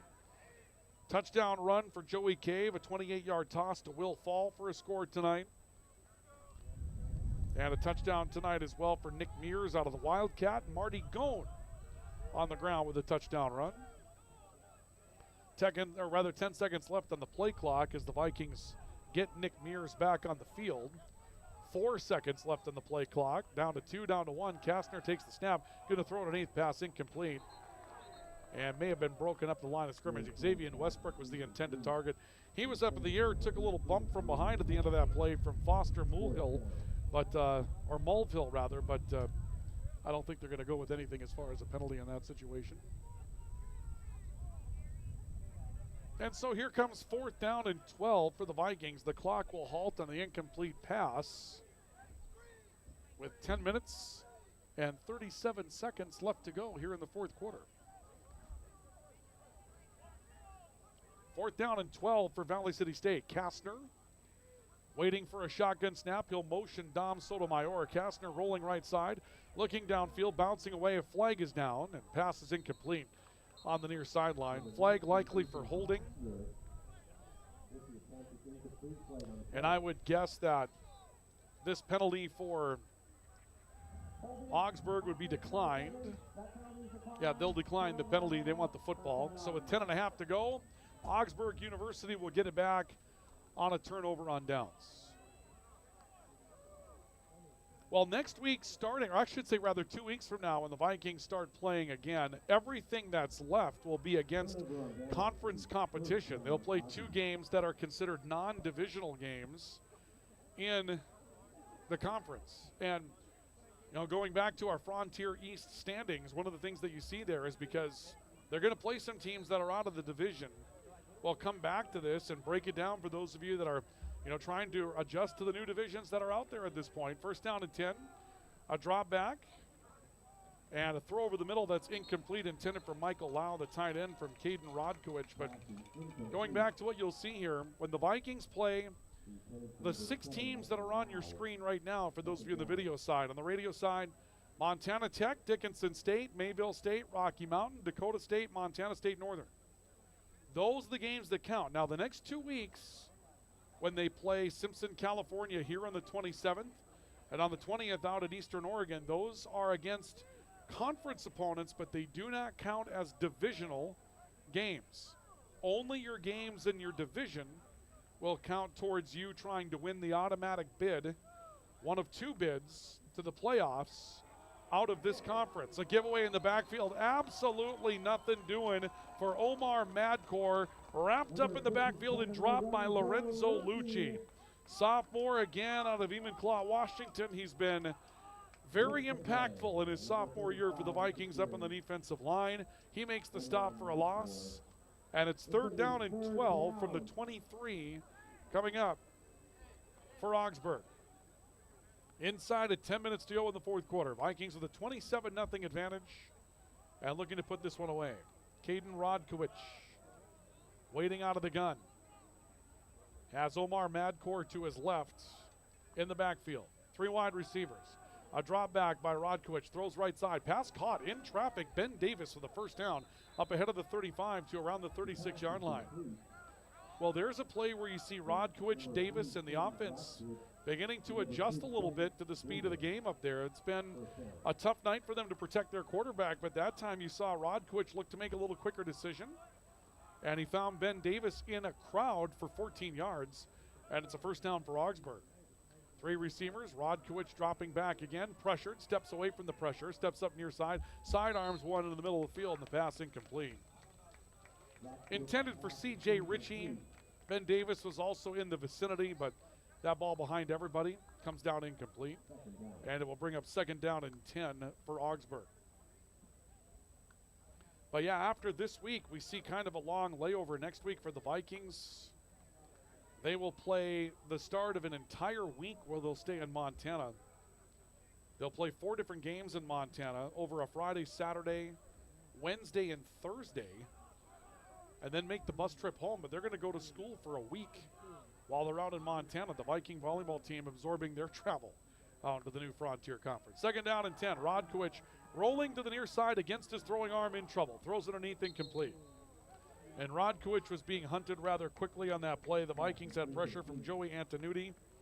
Sophomore out of Esco, Minnesota. They feel pretty good about Joey Antonucci, one of the men that came up in our off-season conversations with Dennis McCullik. So here's 3rd down and 10. 9:03 to go for Augsburg.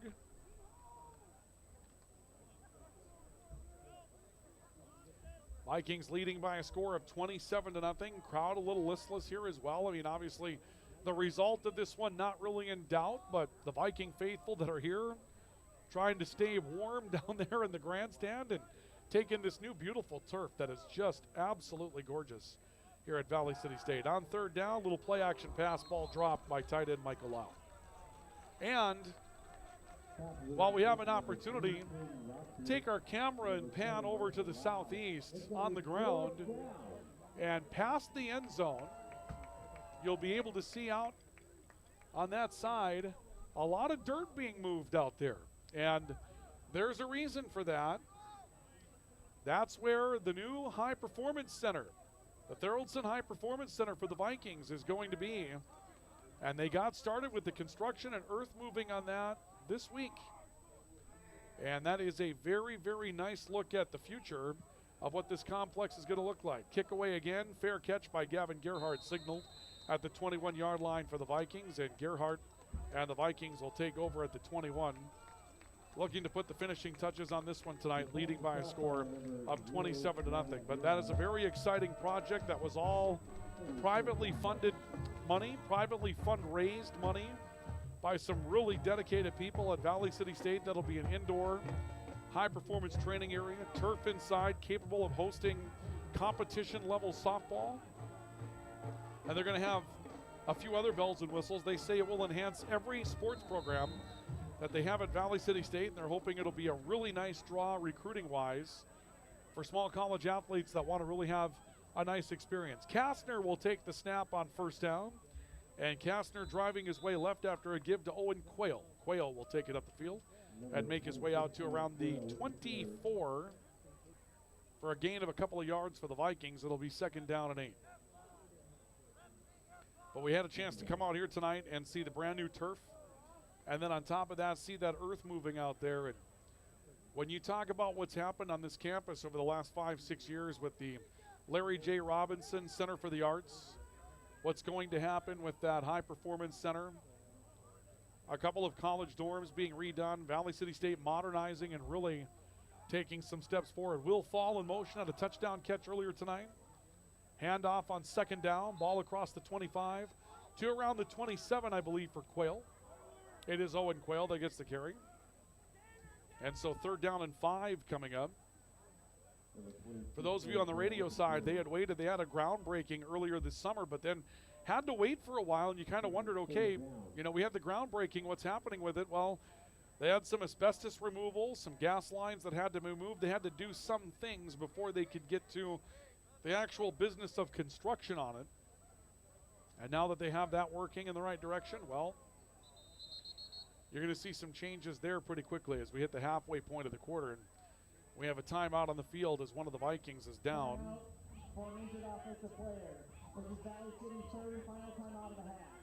Valley City State going to be charged with a timeout for an injured offensive player, and I believe it's either a reserve offensive lineman. It may be Zach Fall that's down. It's hard to see the number from here. Yeah, that's Zach Fall that's down on the turf right now. So Zach Fall down. They're going to, looks like they're working on a leg. I don't know if that's a cramp or not, but they're working on something there. And so timeout taken by the Vikings for the injury with third down and 5 coming up. Talk about where the teams are going next. We mentioned that the Vikings are getting ready for a bye week, and we'll talk more about where Augsburg is going when we come back. We're going to have a media stoppage here, so they'll convert this into the media timeout, and we will come back with more in a couple of moments. So we invite you to stay with us here as we continue along with our coverage of Viking football. The Vikings leading by a score of 27-0 halfway through the fourth quarter. We're back with more coming up next. Stay with us. Orthopedic pain is limiting. It's unpredictable. And when it disrupts the way you move, it disrupts the way you live. Life is better when you feel empowered to move the way you want, when you want. And that's where our experts come in. We're your guides to orthopedic and sports medicine treatment options that can manage your pain, rehab your injuries, and restore your confidence. Take back the freedom to move. Explore your orthopedic options at Sanford Health. Timeout for media. Third down and 5 for the Vikings. as the Vikings have the ball their own 27, leading by a score of 27-0 tonight. My thanks to Elijah Drummond, who's here this evening. Elijah Drummond has had our videography work tonight, one of our new camera operators that we have at I3G Media, and he has done a wonderful job on short notice, I might add, tonight. Marty Gone finding an edge on the near side, turns it upfield. He's got a first down. Across the 35, sprints out to near the 40. He'll be down to the 39-yard line. Final man to trip him up was Ade Botts-Rogers, but that's enough for a first down for Valley City State. Out to the 40-yard line, Marty Gone with a touchdown run already tonight. Gets a big run to continue the drive for the Vikings at the 39-yard line. We had some miscommunication back at the station house and had the game down as a 6:30 pregame, and Elijah was probably not planning on getting here right when he did, but when he found out about the early kickoff, made his way here immediately, didn't miss a beat tonight. Ethan Kastner out of the pistol with Gone behind him, 1st and 10 from the 39. Gone getting the carry, trying left tackle, and makes his way down to around the 42 for a gain of about 3. Looking at Augsburg's schedule coming up, they go into the MIAC, is what they're calling it now, and so I was not familiar with Augsburg being in the MIAC. I was familiar with them being in the UMAC. I might have been I was mistaken, obviously, so my apologies. They're in the MIAC conference, premier Division III conference in Minnesota, and they're going to run into conference play after this one. This was their tune-up before they get ready. 2nd down and 7. Kastner out of the shotgun. Gives this ball away in the backfield. New running back for the Vikings is Colin Peck, freshman out of Soldotna, Alaska. A place where the Vikings have been very successful bringing talent in from over the past couple of decades. 9-yard pickup for Peck. After tonight, it'll be off to the College of St. Scholastica for Augsburg. And they'll play St. John's University in Collegeville. So 3 on the road to get started before the Augies get their home opener against St. Olaf. They won't play a home game until October 1st. That's an odd schedule for Augsburg. Kastner giving away in the backfield, and Peck will be stopped for a yard loss. There's a bye week in there for Augsburg. That's one of the reasons why. So they play tonight. Then they've got a bye week. They'll play on September 20th. And then that's one of the reasons why they don't get a home opener until October 4th. So they'll spend the entire month of September on the road. St. Olaf at home, Bethel at home, off to McAllister. Concordia coming home, the Cobbers. Then to Carleton, and then finish up at home with Gustavus Adolphus and Hamlin. That's the run of the schedule that Augsburg will have, but they'll have some time to sit on this one and think it through as Jim Miller comes on, fake punt for the Vikings. Miller's going to run with the football. He's a punter that can run, and Miller's out ahead of the 50. He's got a first down for Valley City State. Why not work on your fake punt? And Miller comes up with a play to move the sticks. We've got whistles as well. I don't see any flags down. Miller carries the football out to the 48 of Augsburg, but we are going to have a conversation amongst the officials in the middle of the field. Let's see what we're going to have here. We're going to have a dead ball foul here, an unsportsmanlike conduct penalty coming up. They haven't indicated who it's against yet. All right. The result of the play is a first down, 15-yard penalty for the 15 spot. First down. All right, so the Vikings will get a first down. The ball moved to the 43 of Augsburg, I believe I believe it was the 48. And then they'll have to back it up into Viking territory because of the mark-off of the penalty. This will come back to the 37 of the Vikings. So you get the first down because the penalty takes place after the play had ended. The play resulted in a first down for the Vikings. But now the ball goes back into Viking territory.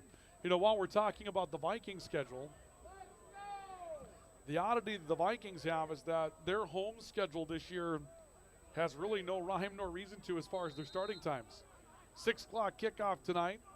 They'll kick off at 2 in the afternoon against Simpson, at noon against Rocky Mountain, at 1 against Mayville, and at 3 against Dickinson. They play all over the place when it comes down the starting times. Marty Goen will get the carry from Ethan Kastner on first down after the mark off, and Goen's out ahead of the 40 to around the 42 for a gain of about 5. But the upcoming schedule for Valley City State, at Eastern Oregon, then 3 in a row at home. Simpson on the 27th of September. Rocky Mountains here on the 4th. And Mayville State comes here on the 11th. Off to Dakota State in Madison on October 18th. Dickinson comes here on the 25th. Wrap up on the road in Montana. At Havre, Montana on November 8th, and at Montana Tech in Butte on November 15th. Giveaway in the backfield for the Vikings on second down, and Owen Quayle spinning his way through tackles. Stacked up at midfield, drives his way out to around the 48. Ball goes right back to where it was after the fake punt by Miller, and it's a first down for Valley City State. As we start bringing this one to a close tonight, Frontier Conference wants again to say thank you to their corporate partners that continue their financial support. BSN Sports and Nike, Cooper Tire and Tire-Rama, the D.A. Davidson Companies, Urk Hotels, First Interstate Bank, Billings Clinic and Logan Health, McDonald's of Great Falls, Northwestern Energy, Pepsi and the Harrington Bottling Company, Snap Mobile, Winwan Technologies, and the Montana Army National Guard. Uncommon is calling. Kastner to Owen Quayle on first down, and Quayle moving his way off left guard. Lunges out to around the 41 of Augsburg for a gain of about 8 with the clock down to 2.5 minutes to go. Don't forget to download the Frontier Conference app in partnership with Snap Mobile. The app is free to download. Search for FC Sports in the App Store on Apple or Google Play for Android.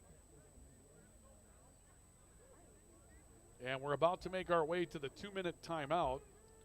The play clock with 15 and the game clock down to like 9 at that point before the 2-minute timeout, 2:09 at that point. And so the Vikings will allow it to go down to the 2-minute timeout, and we'll take one final timeout before we come back and start putting the finishing touches on a Viking win that's in the offings. Valley City State leading in their home opener tonight, 27-0 over Augsburg. We'll come back with more in our coverage of Viking football next on the Voice of the Vikings, the Voice of the Valley, KOVC, on the VCSU Athletics YouTube channel, and on newsdakota.com. When your team, school, or business needs custom apparel or promotional products, Rambo is here to help. With over 40 years of industry-leading experience, state-of-the-art machines, and dedicated employees, we have the tools and facility to handle any job. With online ordering solutions for sports teams and businesses alike, you can count on us to get the job done correctly and on time. Get your next project started, contact Matt or visit us online at rambo.com. Why choose Professional Eye Care Centers? 3 great reasons are Dr. Bond, Dr. Freilich, and Dr. Jangula, 3 of the most educated professional optometrists you'll ever meet. Next is their many locations. You can now see one of their spectacular doctors in Jamestown, Valley City, Carrington, Edgeley, Ellendale, and Lemoore. And finally, their fantastic selection. And yes, all of their frames and lenses are backed up by warranty. Visit proeyecarecenters.com and make an appointment today. Professional Eye Care Centers, clearly the best. Following the 2-minute timeout, Vikings second down and 3, leading 27-0 over Augsburg this evening. The Vikings on the cusp of evening up their season record at 1 apiece. Colin Peck gets the carry, and he'll be stopped in the backfield for a loss on the play, maybe of 1. Ball got up to around the 43, and then he's driven back from there. And another play in the middle of the line tonight for R.J. Chikolis. Those of you from Augsburg that have held on for the video coverage tonight, I know you've been a bit of an active group taking a look at the chat on the YouTube channel this evening. You can feel pretty good about really the way that your defense has played. Your defense was put in a tough spot in the first half of the game. I know that going into the locker room down by a 19-0 margin doesn't make you feel great about your defense, but your offense didn't have the ball a lot, and those guys hung in there, stopped the Vikings a couple of times, forced a turnover. 3rd down and 4. Ball right side to Peck, hit in the backfield and drop back behind the 45. And another tackle for R.J. Chikolis. I mean, this guy has been a beast tonight for Augsburg. No question about it. He has been all over the place. I don't believe that we have the individual. Yeah, we might be able to pull in the defensive stats. If I've got this right, that's going to be his 10th tackle tonight. It'll be his 5th solo, and he has been just an absolute leader tonight for this Augsburg group. Jacolis, a junior linebacker, Brooklyn Park, Minnesota. 4th down and 8 for the Vikings. Clock to 33 seconds to go, and Ethan Kastner will get under center, and he's just going to take a knee. That'll be a turnover on downs, and so that'll bring Augsburg onto the field to try to finish this one up with 21 seconds left. Post-game report on the way.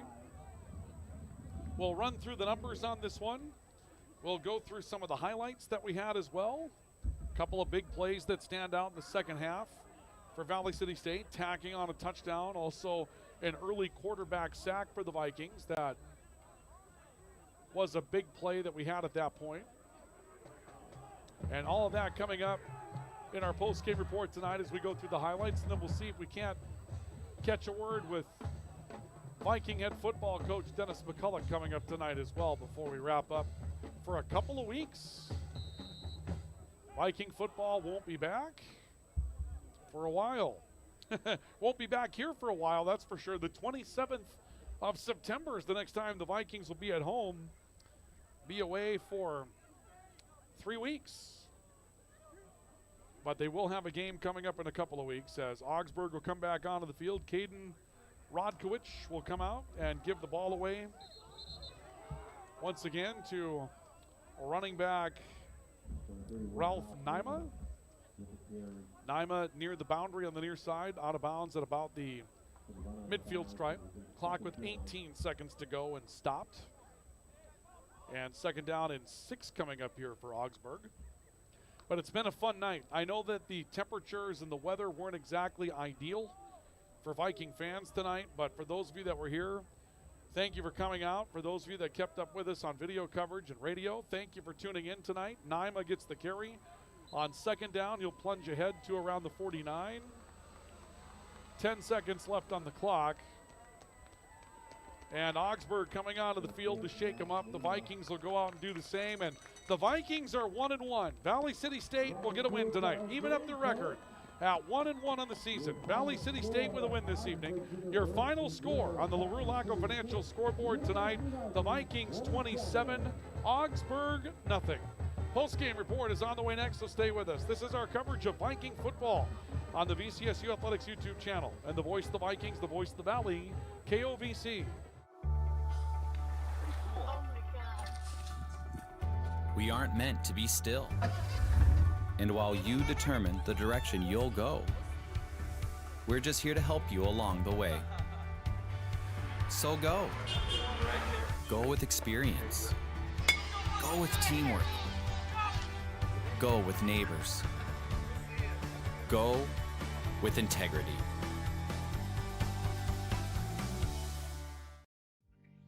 Hey college students, are you looking for a part-time job that works around your schedule, pays well, and gives you free money for college every year?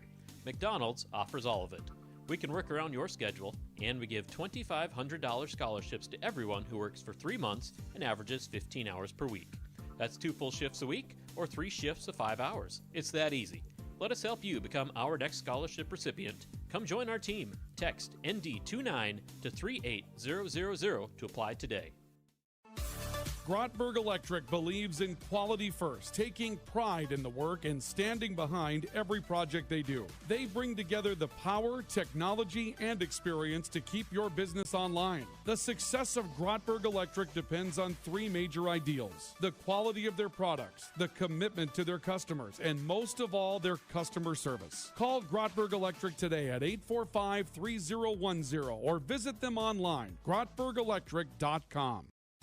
At CHI Mercy Health, we believe human kindness is at the root of all healing, providing care on a human level, courage when it's needed most, and a connection that's ever present among us all. Human kindness is meant to be shared. It puts a smile on someone's face and seeks to do the same for others. Take the time to nourish what's inside and watch your life flourish outside, because taking care of yourself is an act of human kindness. Just like human kindness, happiness can come from the most unexpected places. Whether it's from your friend, your dog, or a memory, embrace it and pass it on. CHI Mercy Health of Valley City.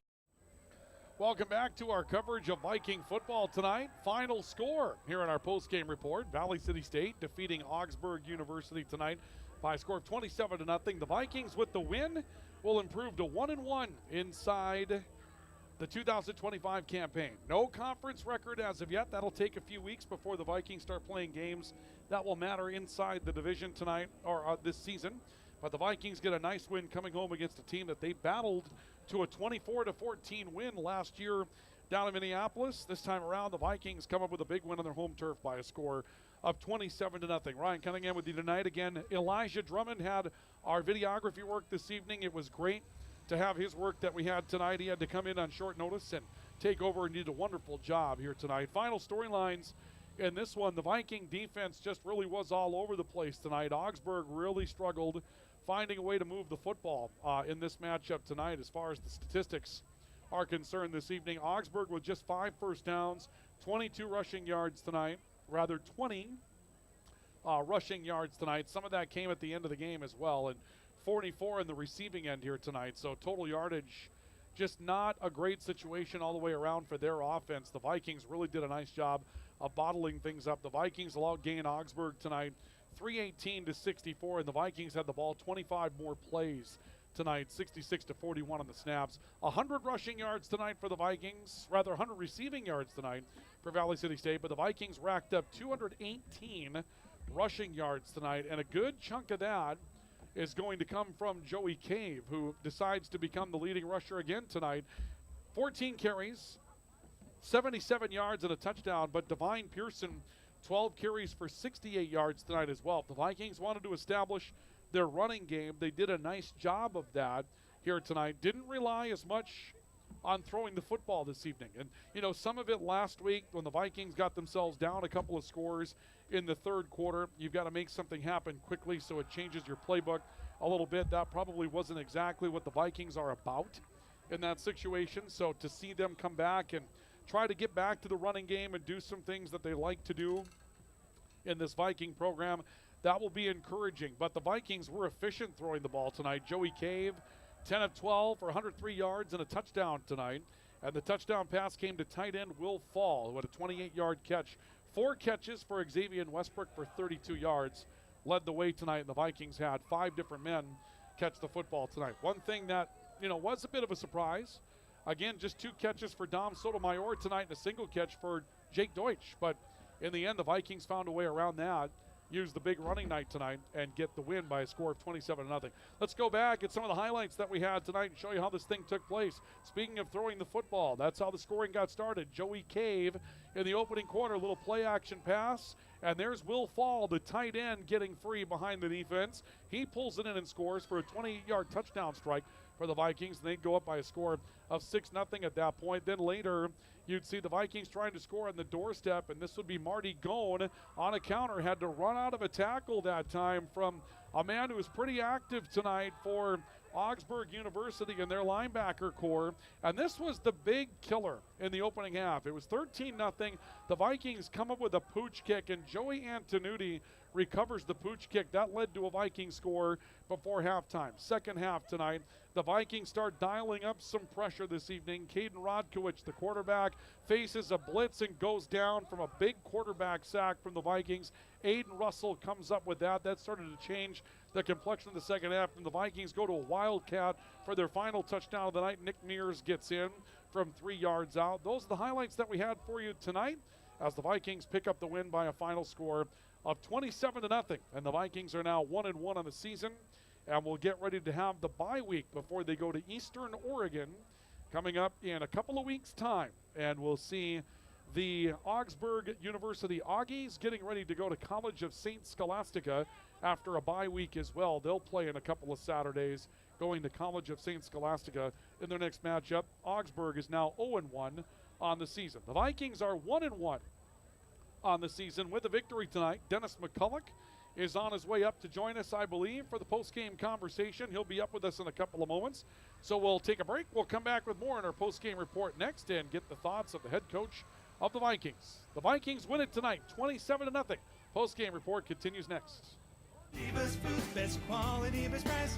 Lever's Foods, best service, they're nice. Lever's Foods, they make everything right. This week at Lever's Foods, all of your September favorites are on sale. Our family potato chips, 2 for $3.88. Tombstone pizzas, 2 for $7.88. Farm Rich appetizers, assorted varieties, $5.99 each. Jumbo cantaloupe, just $2.99 each. And Land of Frost deli shaved sliced meats, only $1.79 a package. Deliveries available by calling 845-1732. Lever's Foods, Valley City. Sanford Health of Valley City is dedicated to transforming your healthcare experience and providing access to world-class healthcare right here in America's heartland. We're committed to improving the human condition at every stage of life through exceptional care, spiritual enhancement, innovation, and discovery. Schedule your appointment today at Sanford Health of Valley City by calling 701-845-6000 or self-schedule online at mysanfordchart.org. Sanford Health, here for all, here for good. Experience the thrill, feel the passion, and join the excitement. Tickets on sale now at VCSUVikings.com. Lang hard to the basket with a two-hand flush. He burst through it. He's to the end zone. Touchdown, Valley City State. Here's the game-winning shot. Does it go? Yes, it does! Nelson on the attack. Holland can't make the play. The Vikings sweep the Jimmy. Welcome back to Viking football tonight. The Vikings celebrating a victory, 1-1 on the season after a 27-0 win tonight for Valley City State over Augsburg University. We're joined by Dennis McCullik, the head coach of Viking football tonight, the athletic director at Valley City State. Oh, and by the way, I might add, just an all-around pretty nice guy. Don't say that too loud. No, I'll throw that out there, okay? Smile on your face tonight, Coach. You wanted to get back to what you do here. The running game, obviously, you wanted to establish that. You felt like you could. But I think the thing that really stands out tonight is that in the first quarter, when there was some adversity, your defensive line stepped up and got you a couple of big stops and never let Augsburg breathe the first 10 minutes of this football game, and that really is what set the tone for you tonight. Yeah, absolutely. You would to draw up starting at home and have two fumbles in the first, the kickoff fumble, which, first of all, they chose to kick into the wind. So we were very blessed to say we're going to get the wind at our backs, and then we open up with a fumble, and we have a nice drive, we have another fumble, and not the way you would draw it up, not the way we talk about it, but our defense did respond really well and impressed with the defensive line, and those guys played awfully well. We feel really good, and I know there'll be times we're going to watch film tomorrow, and there'll be something that we got to continue to improve on, but overall, very impressed with how well those guys played up front, pressure when we needed it. Really didn't give them, I still believe there are two wide receivers on the outside who are good kids, special. Just really didn't give them much of a chance to get those kids involved, and they did a nice job. We did a nice job up front. The depth up front. I mean, I think you played 4 freshmen on the defensive line tonight, and they were all impact players for you up there. Pretty impressive group, I tell you. Like we feel like we could throw in, the top 8 guys and maybe a little bit more. We have a big group, and those kids play awfully hard, and there's competitiveness in that group, so they all go out and play extremely hard once they get on the field, and they've done a nice job. I'd have told you at the beginning of the year is my biggest concern, what we're going to do up front, how we're going to manage the A-gaps, the inside guys, the tackles. But those guys have stepped up and played really well. And Turquoise Chapman's just special. Like he's been that way, and he continues to play at a high level. And, of course, it's worth putting a little bit of some, realism into it. Augsburg's playing their first game. You weren't. Yep. So you're going to have a step ahead in that situation. But there's also some, okay, this is what you saw. Let's do it. Do you feel like, based on what you saw on film from the Dickinson State game, you saw some things tonight that showed that your team was responding to what you saw? Yeah, absolutely. I think there's definitely growth from your first game to your second game, and some of the confident things that our guys are doing. I think those are positive. And the weather did. I mean, it played a factor. I mean, the wind and some of the things that we were going through, this definitely affected an offense, and especially if you can take away the run, which was what we didn't know, right? Coming in, when you start to go, okay, it's going to be a windy day, some of the passing game, they're going to try to establish a run, and the defensive line just shut that piece down. That helped us. Now, really one-dimensional and able to get some pressure. But I definitely see our defense taking a step offensively, ran the ball much better. I thought our offensive line played well up front, did some really good things. Joey took a few too many hits tonight, huh? That's exactly right. Thank you. I need you to maybe talk to him because it doesn't seem like that's a comment that, that he wants to hear from me. But yes, that's exactly right. And this is a long season, and undue doesn't need those undue shots, right? Those kinds of things, and I love his aggressive. He's that kind of competitor, right? So he's down by the goal line, and you don't need, right, to go and lower my shoulder and try to run through over a guy. And I don't know that he knows. He never played baseball because he does not know how to slide, right? Because he's trying. One time he's trying to give himself up and just like fall down like a, So, but those are pieces that are important for for him to stay healthy. We got to be smarter as we go forward because it's a long season. So. Nonetheless, though, you can see what you've got with him. He accelerates like a running back. He gets a step of some free space. He's smaller. But he kind of reminds me of like a Jason Belke back in the early part of his career, right? He was big, but if you gave him a step and a half of free space, all of a sudden he's running down the field on you. Joey does some of those same things. He does, and he is like a slippery. He is elusive, and some of the things that he's able to do, like you can't draw that on the board, right? And so those things help us, and some of the past stuff has been positive, and I think our development is going to go is if we can grow offensive line, get some protection. The wide receiver core, I'm still saying, our strength is at those outside guys as we develop the run and can establish some of those things. We give him some protection to throw the ball vertical. We have really good dudes on the outside, so that it's exciting to see where we can grow from here. As I told the guys, like we got next week, you have the bye week, but it's really, we are just middle of season grind yet. We have to focus on getting better next week, right? In our practice pieces, we got to continue to push ourselves to a new level because we're going to play a different, like we're going to go to Eastern Oregon and they're going to be a totally different than this group. Sure. You had though Marty Gone and Divine Pearson stepped in tonight and said, yeah, we know we got good receivers. We want you to get us the ball, too. I mean, Divine Pearson seemed to be figuring things out here in the second half of the game. You're exactly right, and we need those guys. There's no question. Our running game is going to be really important, and it's the same kind of thing. You need a 300 bunch or a 200 because of the contact, because of the physicality of what you play at. It's good to have a little depth with those other guys that can step in and play. So, and Marty's been waiting for his opportunity, and that's awesome to see him have developed, be here now as a senior and get this chance. Coach, catching a little off guard about the Eastern Oregon trip here, but just to ask, I know that you have the charter available and things like that. You had a cutoff, but did you have some fans that stepped up and are going to go out there with you? Yeah, we'll put on probably 25, to 30 people on the plane, that additional people. Awesome. And so, but if somebody still really would like to come with us, they still have that opportunity. Okay, so the deadline wasn't the deadline. Yeah, okay. We'd absolutely have a little room. We were hoping to shoot for. You could allow 40 extra to come on board, so we do have some extra tickets of people who are still looking to go. Okay, and are they flying right with the team? Is that everybody? Yep. Everybody goes together, and we have buses they stay at the same hotel. We bus them to the game, bus them back, and so all that's being taken care of within what we're asking. So. And then I'm watching tonight, and I see fans on the web stream. California, Washington, checking in out there. You're going to have some Viking fans. Absolutely. You're shipping merchandise out to them so they can get in and come to the game in Eastern Oregon, right? Absolutely. So it'll be fun. I mean, we do have some people that are excited about being out there, and it's a unique atmosphere and a unique time for a lot of our kids that haven't flown, and we're excited about the opportunity to go do it, and we know the level's going to change, and we have to improve and hopefully be ready to go play at a high level. And that's the key to what you're trying to do. Like, we're not going to go out there just to have fun, right? We want to go be competitive when you get off the plane or you get off the bus for a long trip. You got to still be able to go be competitive at a high level, and that's our expectation. Well, last year 24-14 down there, dogfight game. Tonight your defense kind of swallowed this one, put it away, and you were clearly the better team. I mean, that's from year one to year two. That's a step for this group. It is. Absolutely it is. And a really positive piece for us, and I think our kids can feel that. It's a great way to go into a bye week. You know that. It's like, we need a little juice and a little positive that, hey, the coaches maybe know what they're talking about. Absolutely. Now, right? Yep. You do, Coach. Sometimes the young people, they got to learn that, right?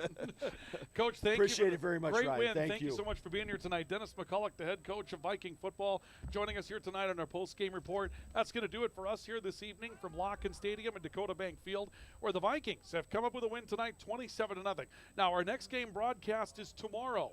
will be back over at the W.E. Osmond Fieldhouse. Viking volleyball, they will take on Montana Western tomorrow. It's a 7 o'clock first serve. Look for a 6:30 pregame report for those of you that are on the video side of things. We will not have radio coverage of that one coming up tomorrow night so that we can bring you Highlander football on the radio tomorrow night as they take on Sargent County. But we will have video coverage for you of that event coming up tomorrow here on the VCSU Athletics YouTube channel and also on newsdakota.com. Want to thank our fine sponsors that make it possible each and every night. Couldn't do it without them. And one more reminder, don't forget to download the Frontier Conference app in partnership with Snap Mobile. The app is free to download. Search FC Sports in the App Store on Apple or Google Play for Android. And thank you very much for listening and watching to tonight's contest. Vikings win by a final score of 27-0 over Augsburg University. We thank you for joining us tonight for KOVC Sports and for Viking football and for Viking Athletics. I'm Ryan Cunningham saying so long. We'll be joining regular programming on the KOVC side in just a moment. Stay with us. Lever's Foods, best quality, best price. Lever's Foods, best service, they're nice. Lever's Foods, they make everything right. This week at Lever's Foods, all of your September favorites are on sale. Our family potato chips, 2 for $3.88. Tombstone pizzas, 2 for $7.88. Farm Rich appetizers, assorted varieties, $5.99 each. Jumbo cantaloupe, just $2.99 each. And Land of Frost deli shaved slice meats, only $1.79 a package. Deliveries available by calling 845-1732. Lever's Foods, Valley City. Sanford Health of Valley City is dedicated to transforming your healthcare experience and providing access to world-class healthcare right here in America's heartland. We're committed to improving the human condition at every stage of life through exceptional care, spiritual enhancement, innovation,